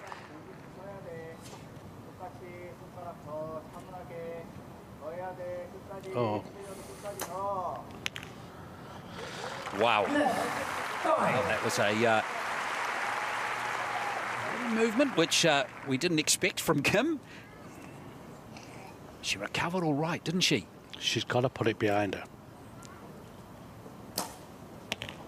Oh, what a great start to this match for the bronze medal for Brantlova. 9, a 10 and a 9, solid from her. And provisionally, she's got that lead by 28 to 25. Steady, strong start, you know. Yeah, she looks nicely in control of her emotions, doesn't she, Brantlova? Yeah. You know, coach is laid back, you know, not giving her any advice, letting her enjoy the moment. It's not very often you get to be in a medal match, so it's about taking it all on and just enjoying it. The conclusion of end 1. A bit hard to tell what 9, possible 10. Kim is feeling as she's behind those mysterious sunglasses. On 25. It's a great ploy, hiding behind sunglasses. Yeah, I think we've all done it from time to time, haven't we? We have. In all forms of life down through the years. Well, Kim's first arrow has been upgraded to a 10, so it did touch the line, so it has now been locked in 28 to 26 score. So it's a 2-point game to Brantlova. Qui ont été tirés lors de ce tir de qualification. Vraiment 2 athlètes qui sont en termes de performance très proches l'une de l'autre. That's where we're at, heading into end number 2 in this bronze medal match. Kim just needs to focus on the flow of a technique. Yeah, it's a good point. Because Brantlova seems to be in the flow. She is.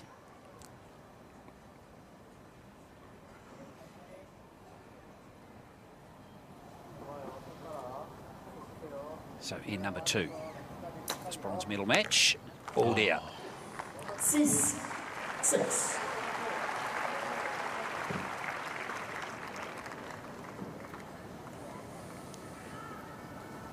It's not impossible to come back from a 6. 8. But Brantlover seems to be... She just looks composed. And solid. She's scoring solid, John.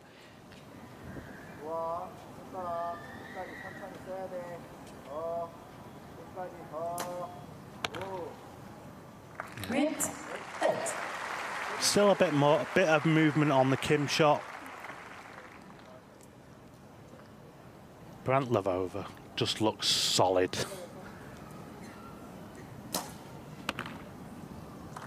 8.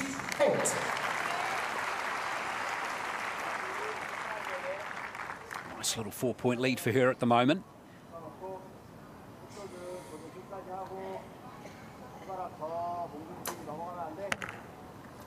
Well, that's interesting. All 3 arrows going significantly low there. Kim, in a little frustration for the first time on her face. Yeah, as we've seen in previous rounds, it's all about being confident in moving your sight. So here's a chance for Brantlover. 9. Solid arrow from her. Yeah. So that's a 4-point gain from her in that end, and she moves 6 points clear. 53 to 47. It's been a solid performance from her so far after 2 of the 5 ends. 3 flèches, 8, 8, 9, ça compte en 25 points contre 21 à son adversaire. L'écart se creuse entre nos 2 athlètes. Il reste 3 volets pour une réaction, 3 volets pour une confirmation à l'issue de ce match. Marisa Brantlover extends her lead now, 25 on that end. Takes her to 53 in total. And it's Kim Ogwon with a little bit of work to do. A 6, an 8 and a 7. 21 for that end and 47 in total.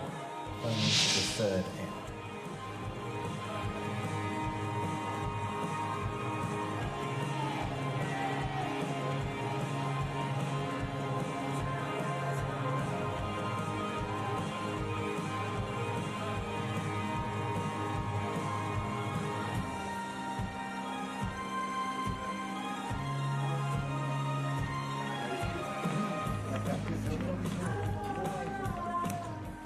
Début de cette 3e volée. So here we go. It is in number 3. At the moment, it's Brantlover up by 6. It's Kim to go first.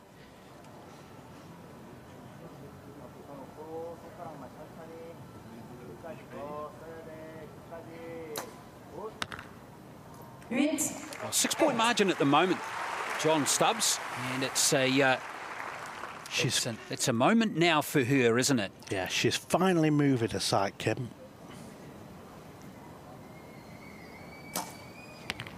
But here's Brantlover again with another 10. She is starting to, well, she's showing no signs, rather, of dropping her standards whatsoever. She believes she can win the bronze medal. Again, we're seeing these arrows go low again from Kim. Yeah.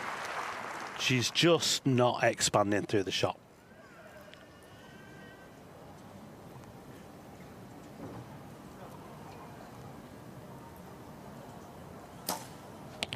Oh, it's great shooting.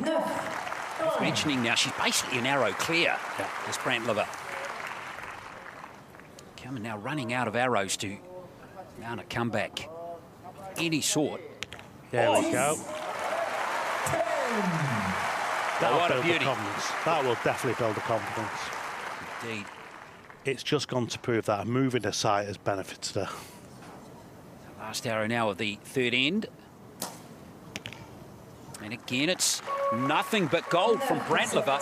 It's a very good performance from her. In her 9 arrows so far, there are only 2 outside the gold zone, and that's why we're seeing the Czechia archer up by 8 points. It's great grouping, absolutely. At this level, sur son adversaire. what it means to these athletes. Malgré un très beau 10X, donc un 10 vraiment très proche du centre.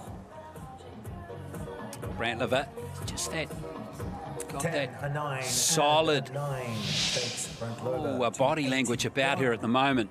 Not too high, not too low, just nice and steady all the way through this match. 10 on her final arrow. She's on 73. This but next still end for 2 Brantlever ends to is a go big end, for just the to play maintain what she's got. Not put more pressure on the Korean archer, but just for her own self-worth, to prove that she's in it. Yeah, it's just all about keeping your nose in front now. Instead of, you know, having that target, that inner ear part of the target now can just be a little bit bigger, can't it? Yeah. You know, she can afford 3/8. Yeah. Probably in this, over her last 6 arrows, John. Yeah. And The red and better now. yeah, exactly. And that should see her home. And on the other side, on the right-hand side of your screen there, Kim, she needs basically all 10s. And it's not an easy task. As we've seen twice in this match so far, Kim can put them in the 10 zone. She's got to believe in herself, Kim. She's here on merit. 100% she is. So she starts this 4th end now.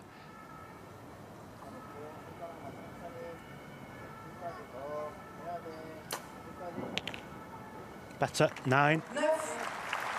9. And it's a mid-area 9, so should be pleased with that. Yeah, that's a good point, because all those previous arrows were low, remember. There we go, bit more pressure. 7. Well, Brantlever's next arrow is going to be interesting. This match is not over yet.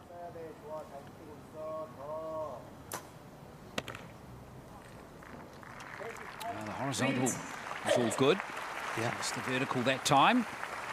But importantly, it hung on to the 8 zone. Now this arrow, Brantlever will be keen to bounce back from that 7. It's her lowest scoring arrow of the match. Oh, and she's gone the other way. Here is a chance for Kim. And all of a sudden, that heart rate will be rising in Brantlever. And Kim's got a chance now. She can put a 10 in here. It's going to get interesting.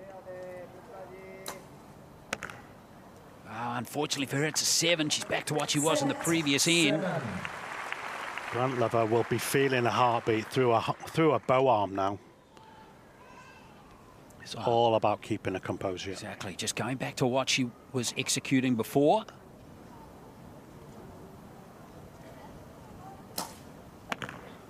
Well, not a great end, you'd have to say there for Brantlever. But that 8-point buffer that she'd build up is now coming into play. Yes, it's been halved. It's back to a 4-point game. But Brantlever now, importantly, has the time now to hit the reset button and try and recapture the form that she displayed in ends number 1 and 3, where she scored 28 points. Because that one, she want to put in the dustbin of history pretty quickly. Kim on the other side, though. This is her chance. She's just caught up 4 points. She's got a 4-point buffer. She can do it again. She'll start to believe, John. And that's what Kim's coach will be saying. You've just taken 4 points. You're 4 points behind. You know, we've still got everything to fight for. And this is when it becomes a war of attrition. It's all because these guys have been shooting all morning.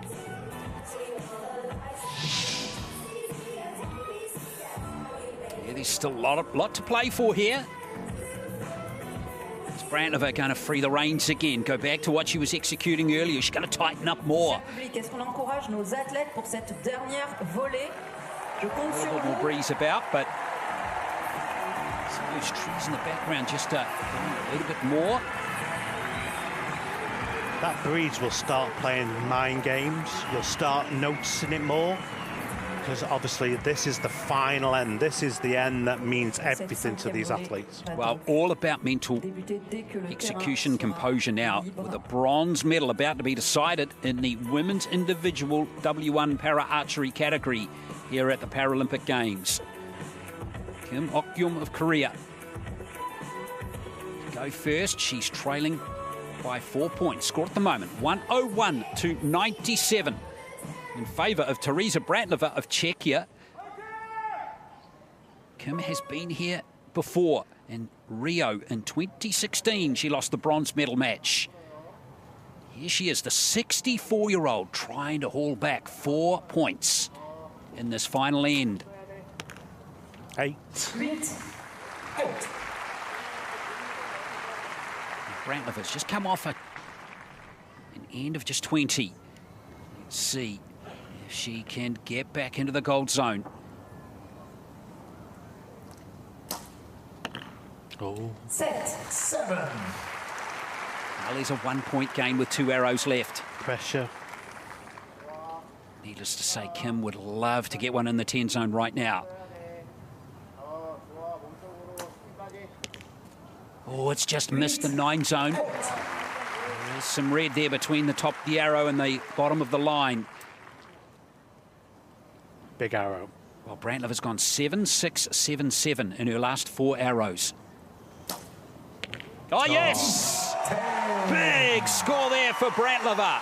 That might just seal a bronze medal for it. Last hour of the match here for the Korean. And Kim finishes with a 9. So it's going to be a 5 or better for the bronze medal for Teresa Brantlova of Czechia. So blue or better. And it is bronze for Teresa Brantlova of Czechia. Tightened up towards the end of that match, but she's got there. And that's what it means. That emotion. Hands together and congratulations to Teresa Brantlova, who claims the bronze medal. Well, you have to feel for Kim. That's the second time in her Paralympic Games career that she's fallen agonisingly short of a medal. But Brantlova, courtesy of some really good archery over the first 3 ends of that match, got there. And that is an outstanding achievement for the 38-year-old from Czechia.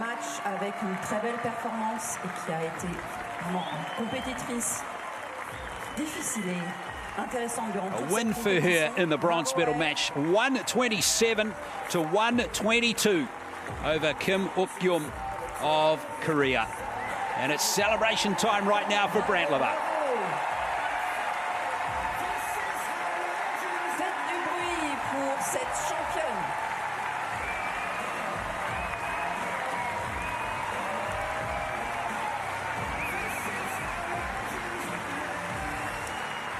Nous allons retrouver Teresa Brantlova un petit peu plus tard pour la cérémonie de la victoire. Well, John Stubbs, former Paralympic Games gold medalist, that's a neat moment for Teresa Brantlova.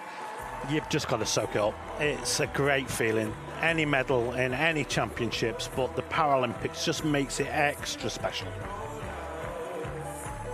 Well, Kim Ok-yeom, you have to feel for her. She was 1 arrow away from the gold medal match in her semi-final.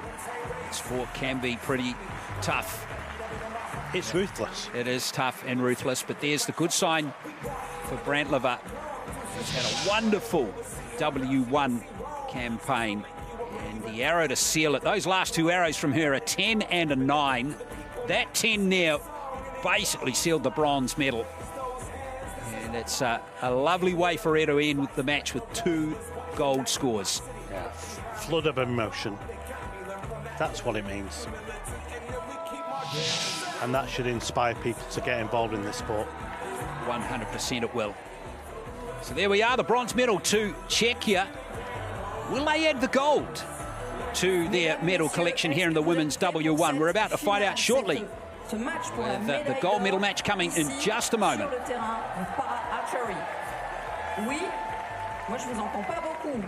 And that match will be between Saka Pulta-Musolova of Czechia up against the defending champion Chen Minyi of the People's Republic of China.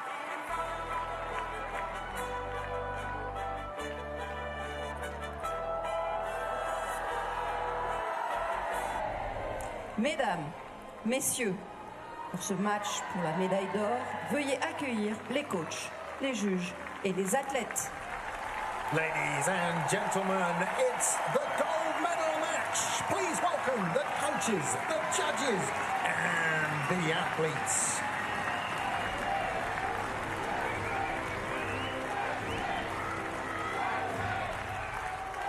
Well, out come the archers now for the gold medal match in the women's individual W1 category here at the Paris Paralympics in 2024. And it is Saka Puta-Musolova of Czechia up against Chen Minyi of China. This is a rematch of the gold medal match in Tokyo 3 years ago.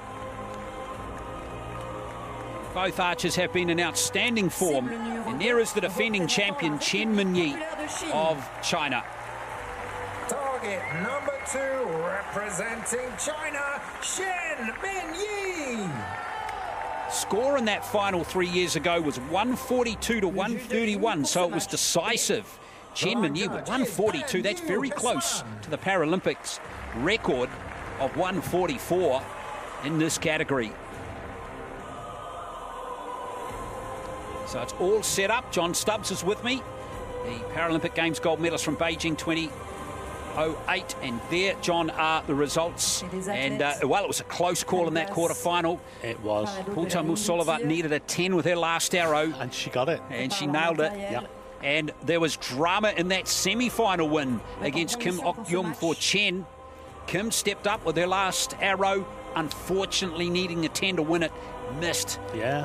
She only needed a 9 to force a shoot-off. Shoot-off, that's right. Yeah. So it was unfortunate for her. Chen got there.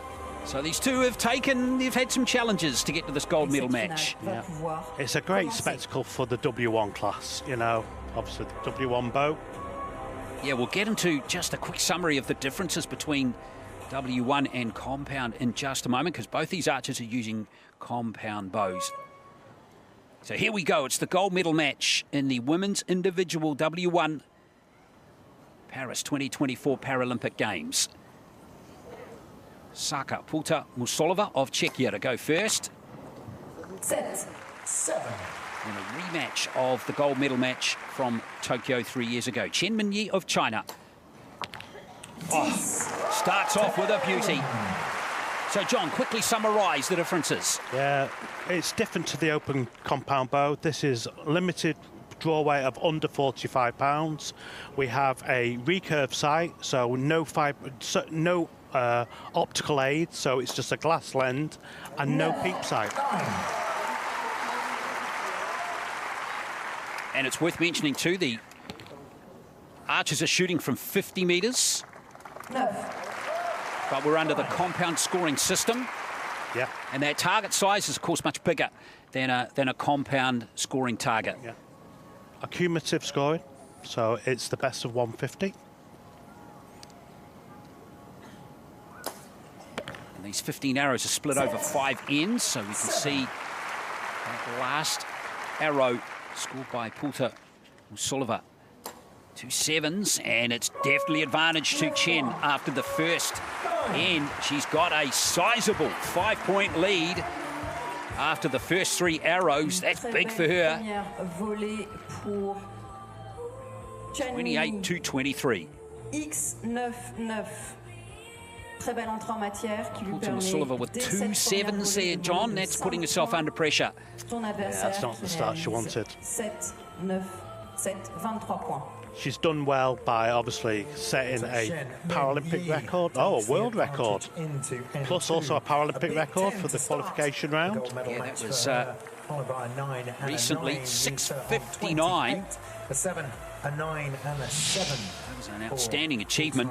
Musolova on 23, trails by 5. Yeah, Chen Minyi with that 142, which she achieved in that final against Puta-Musolova 3 years ago. That is the Paralympic record score in a 15-arrow contest. She did it in the final. That's where to do it.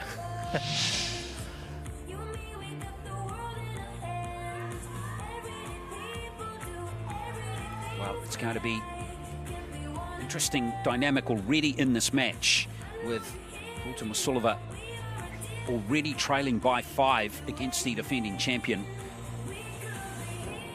So Musulova was shooting first now. All she needs is to calm her nerves. She just wants that goal to start her off this end. She moved through her semi-final pretty well against her compatriot Teresa Brantlova. Deuxième volley. But with a gold medal at stake here, just a little bit of extra pressure perhaps here for both archers.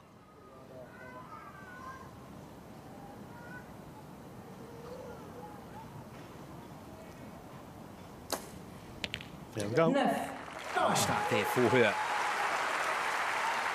Of course, the psychology too, John, of this being a rematch from 3 years ago as Chen bangs in another 10. Is again another interesting dynamic, isn't it? Chen will be she'll be riding on that crest of the wave. She's, you know, she's been here before. She's achieved greatness in the sport. And she's beaten the archer on the other target in a big match before. She's got that knowledge as well. And on the other side of that equation, Pulta Musulova will be thinking about that match 3 years ago between the two as well. She will, but you've got to forget about it. It's all about that arrow that you're going to shoot, you know. Well, Chen looks like she's brought her best to the shooting line.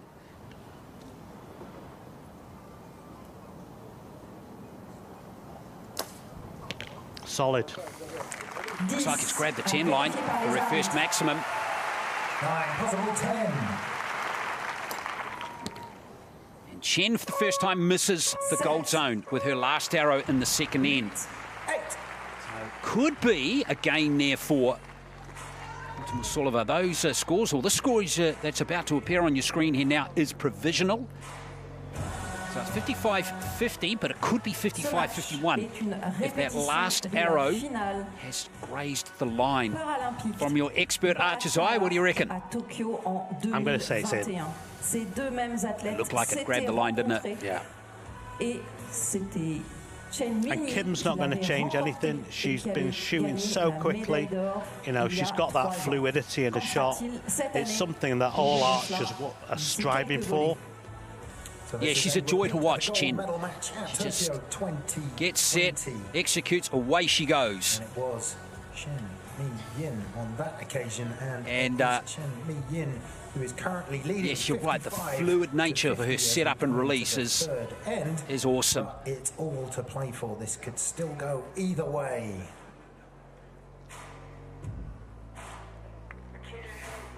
Well, looks like the start arrow has not been upgraded. So, again, we're off to the optometrist in a couple of days to get new glasses. 55-50 is going to be the score, with Chen in front.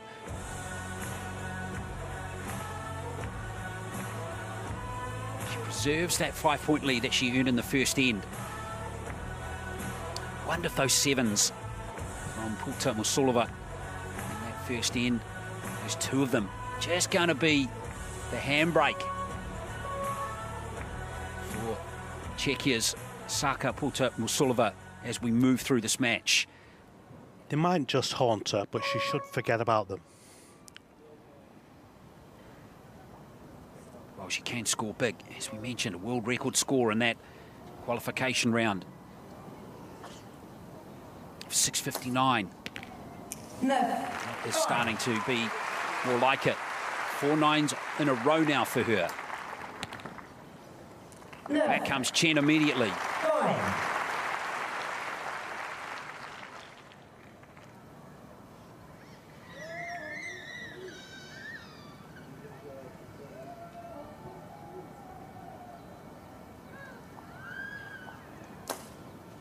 Great shooting. 9. Just missing the 10 zone though. Great grouping. Oh, Chen again. Finds the heart of the target. That's 3 now in 8 arrows. So quick.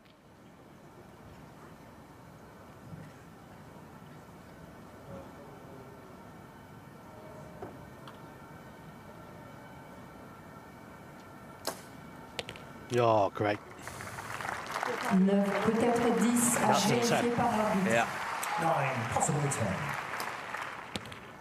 But back comes Chen with another gold score. 2 9s and a 10 in there. 9. 9, possible 10. Wow, that is brilliant from Chen. Quelques flèches Provisionally, it's vraiment très, très 83 to décorées. 77. Ce sont ces lignes noires qui séparent chaque Well, it valeur could be sur la slightly cible, sur different la- once the la target judge comes out and just blason analyses a qui est couple of en those cible. arrows. C'est l'arbitre qui est It's chargé gold match. de vérifier la Archery. valeur des It points is, et isn't de it? It juger feels like the si une flèche standard, qui est especially from vraiment très Chen, proche has lifted passer à big la time. valeur supérieure. She looks Là, as though nous avons she's sur les thoroughly deux cibles enjoying it. quelques flèches qui doivent être jugées. Nous allons attendre la décision de You l'arbitre. have to admire archers when they go to the shooting line, John, in a gold medal match, as you've done in the past. You want to produce your best, and when you do produce your best, it must feel so special. Yeah, you want to put a spectacle on for the audience, and obviously not just the people in the crowd, but the people at home watching the sport, thinking about taking the sport up. You know, and this is what you've strived tirelessly for over all the weeks of practice, going down to the field, getting wet, you know, all the ups and downs of the sport, the losses. You learn more by losing. You know, these guys, you know, to be in this match, you can't emulate this. You know, the pressure they're under is just phenomenal. Yeah, they're both dealing with it really well. Make sure you grab yourself have to a say. souvenir to take home with you. The merchandise stalls are So we can open. tell you, Chen's last arrow has been upgraded to a 10. So she only dropped a single point in that last end. And the 3 9s remain on Pulta Musulova's scorecard. So the score at the moment, 84-77. It was a 2-point gain for Chen in that last end. 77-84. It's a 7-point advantage. It's going to be hard now for Pulta Musulova to get back into this match, you'd think. Posing form of Chen in this final, in this gold medal match. There's another 9. So Chen has only dropped 6 points in 9 arrows. Correct. Well, she's just dropped 8. 8. 8. First arrow from Pulta Musulova. Has it grabbed the 9 line? She needs every point she can get at the moment.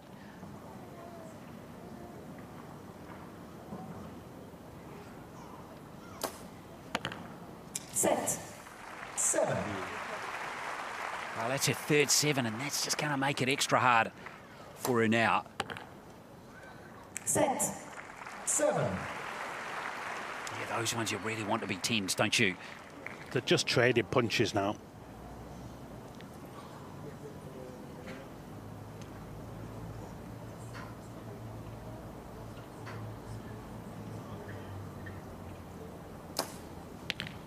Oh, what a beauty from Pulta Musulova. That's her first 10 of the match. And it was an X. But back comes Chen with a 10 of her own. What an arrow. Well, I went arrow for arrow in that fourth end. So 25 apiece.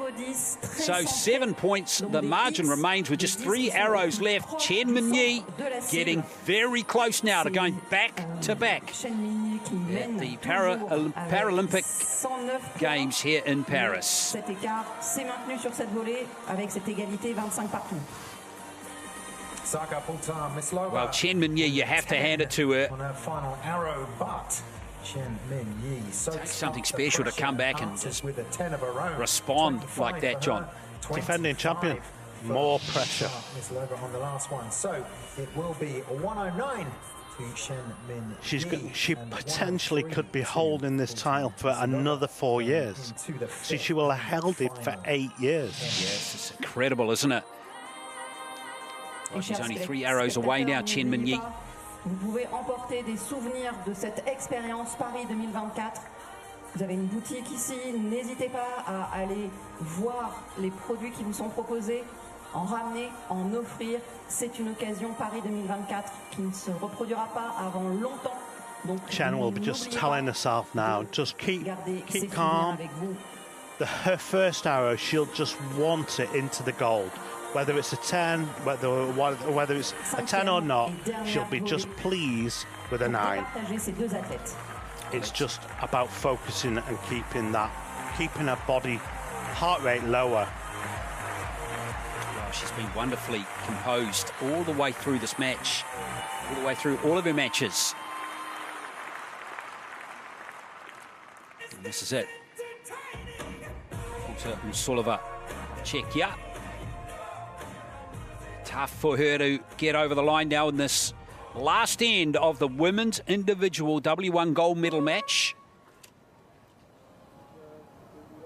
It's a 6-point game. 109 to 103.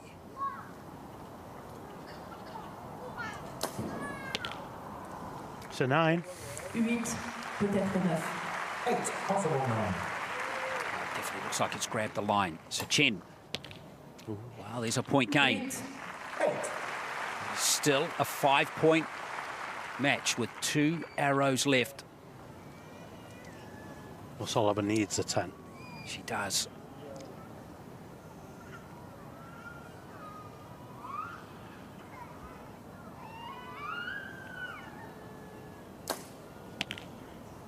It's an 8, unfortunately, for her. I think she wanted to come down on that shot. Chen right back to her work. And that's exactly what she needs. Looking good now. 6-point margin with just 1 arrow left. Uta Musolova wants to finish with the gold. She does.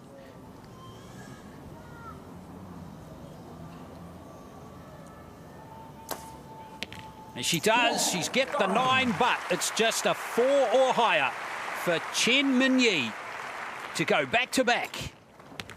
And she finishes with a 10. Chen Minyi. Back-to-back gold medals at the Paralympic Games for China's Chen Minyi. A stunning performance. Not in any trouble in that gold medal match. Had a 5-point lead after the end, number 1, and maintained a pretty healthy margin all the way through. And Chen Minyi, all class, in winning her 2nd consecutive gold medal match against the same opponent as she did in Tokyo. And once again, we flipped the qualifications. In the bronze medal, it was 3rd and 4th, and 4th came 3rd, and so on and so forth, and exactly the same in the gold medal match. Well, there it is. The final score is confirmed at 136 to 129. Chen Minyi saved her best till last for sure. 6 10s in the 15-arrow match. And she is off to celebrate. And 2nd consecutive silver medal for Saka Pulta Musolova of Czechia. And that is not an easy thing to achieve either, John Stubbs. No, absolutely not. 2 gold medal matches. Just outbeaten or beaten by a better opponent on each occasion. Absolutely. Wonderful moment for her to end with a 10-2. So there we are. Chen Minyi to gold. Saka Pulta Musolova winning silver. And earlier, the bronze medal went to another archer from Czechia, Teresa Brantlova. So congratulations to all the 3 medal winners. Stay with us, though. We'll have the medal or the victory ceremony for you very shortly.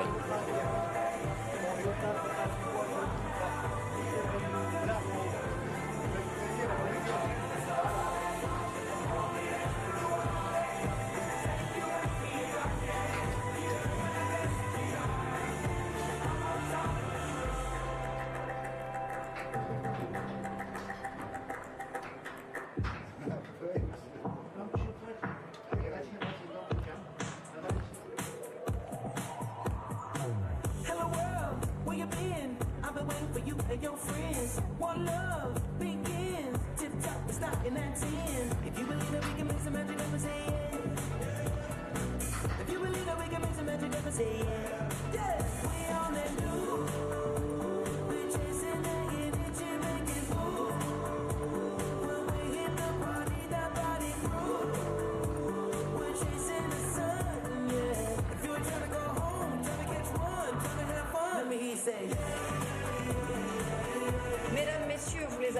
ce matin, vous avez dansé avec eux. Voici de nouveau le band de Paname qui vient vous amuser et vous faire danser en attendant cette cérémonie.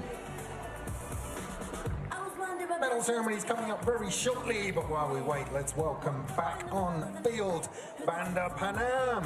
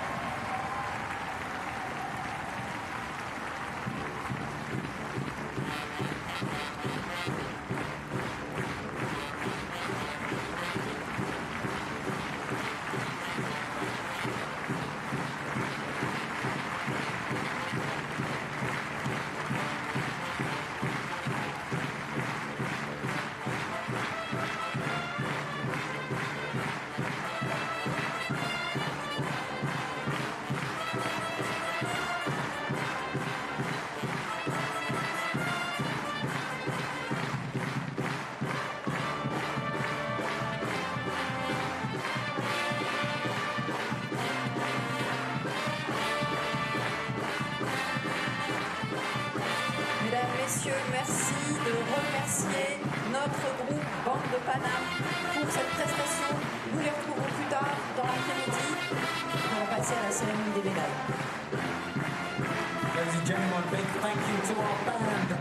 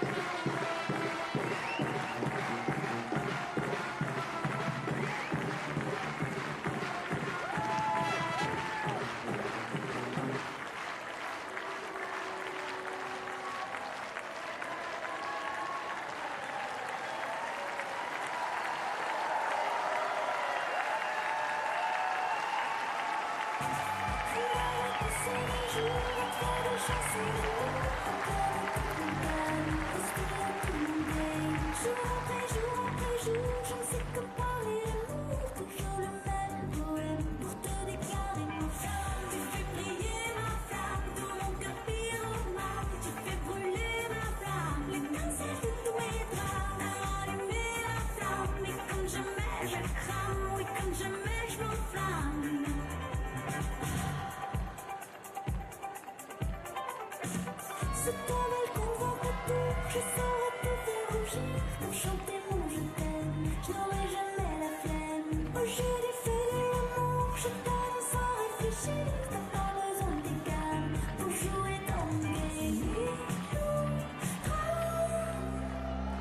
Je te déclare ma flamme, tu fais briller ma flamme.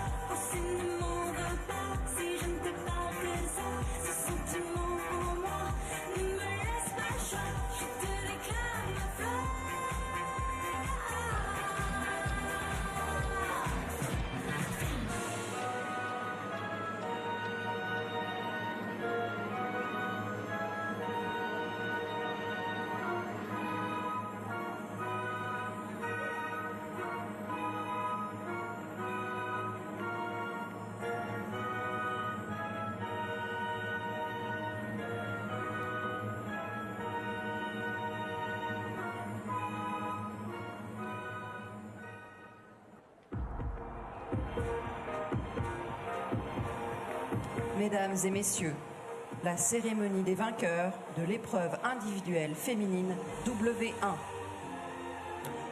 Ladies and gentlemen, the victory ceremony for the women's individual W1.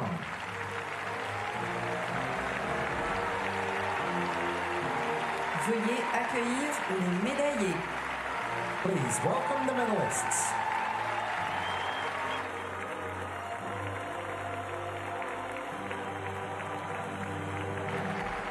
Well, it's time now for the victory ceremony in the women's individual W1 para archery here at the Paralympic Games in Paris 2024.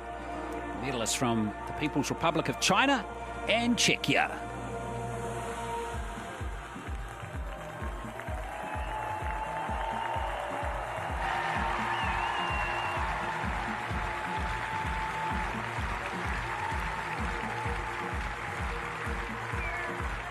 Les médailles seront remises par The medals will be presented by Tom Dillon, secrétaire général de World Archery. Secretary General of World Archery. Accompagné par Accompanied by Pippa Beechon, vice-présidente du comité para-archery et présidente du jury d'appel. Deputy Chair, Para Archery and Jury Chair.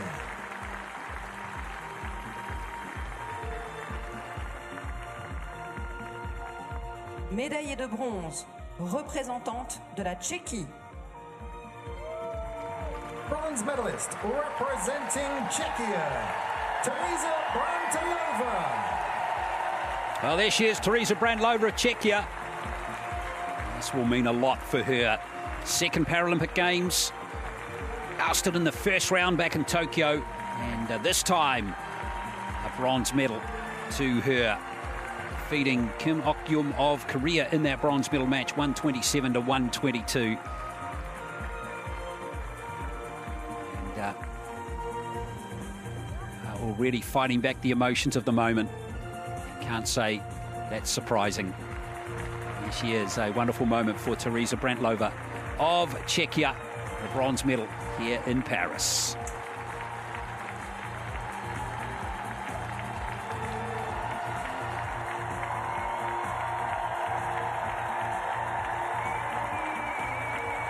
Médaillée d'argent, représentant de la Tchéquie. Silver medalist representing Czechia, Saka Polta Musilova. Wow, joy for Czechia. Again in this category, Saka Polta Musilova. Second silver for her. Magnificent achievement to make the final. She certainly was under pressure, particularly in her quarter-final where she needed a 10 with her last arrow to win that match. And she did so and moved all the way through to the final. It's a special moment for her. Back-to-back silver medals at Paralympic Games.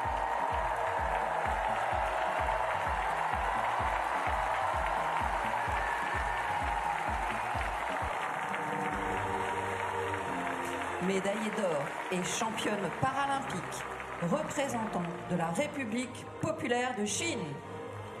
Gold medalist and Paralympic champion representing People's Republic of China, Chen Min-yi. Well, Chen Min-yi for the second time on top of the podium, as she was 3 years ago in Tokyo, where she beat the same opponent. And again, just proved too good. Saved her best till last. The 3 matches she had here in Paris at 136 in the final, easily her highest score. And that's what the best do. They produce their best when it really counts. Chen Min-yi from China. Gold again in the women's individual W1 para archery.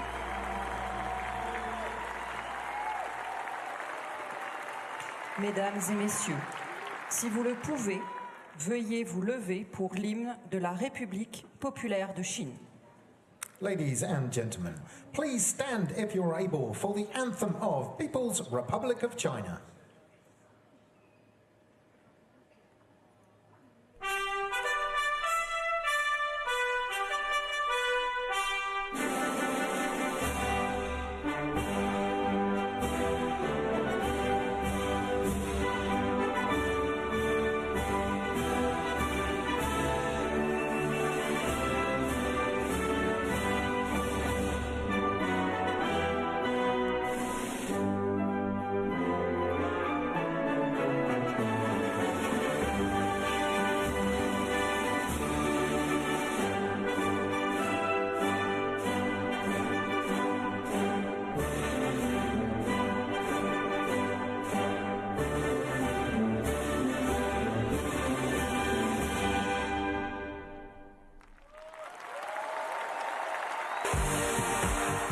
Mesdames et messieurs, les médaillés paralympiques.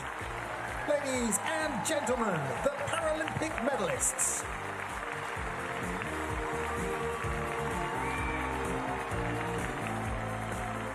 Well, there they are, the medalists in the women's individual W1 category at Para Archery at the Paris 2024 Paralympic Games. Congratulations to all three. Chen Minyi of China winning the gold. Saka Musulova of Czechia, the silver. Teresa Brantlova of Czechia, the bronze.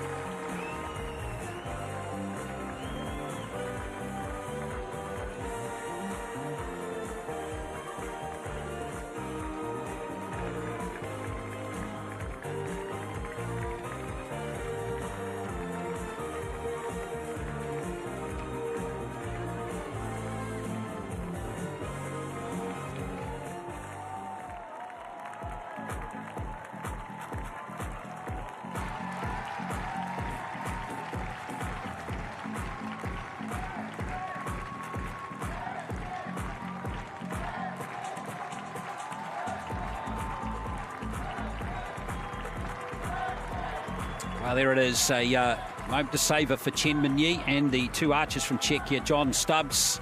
It's a really special moment, isn't it, to be on top of the podium? Yeah, it takes me back. It takes me back to all those years ago in 2008. You know, and I'm quite an emotional person, and even though I'm not connected to these archers, I was welling up myself. You know, but it's a lot of work to get where these guys have got. And don't take it away from all the competitors that made this competition. We need to see the W1's women aspect of the sport growing. Well, we certainly will, I'm sure, after that. That was China's 15th gold medal in para archery in their history. So congratulations once again to Chen Minyi of China, winning the gold in the women's W1 category, with the other two medals, the silver and the bronze, going to Czechia, Saka Musulova, and also to Teresa Brantlova.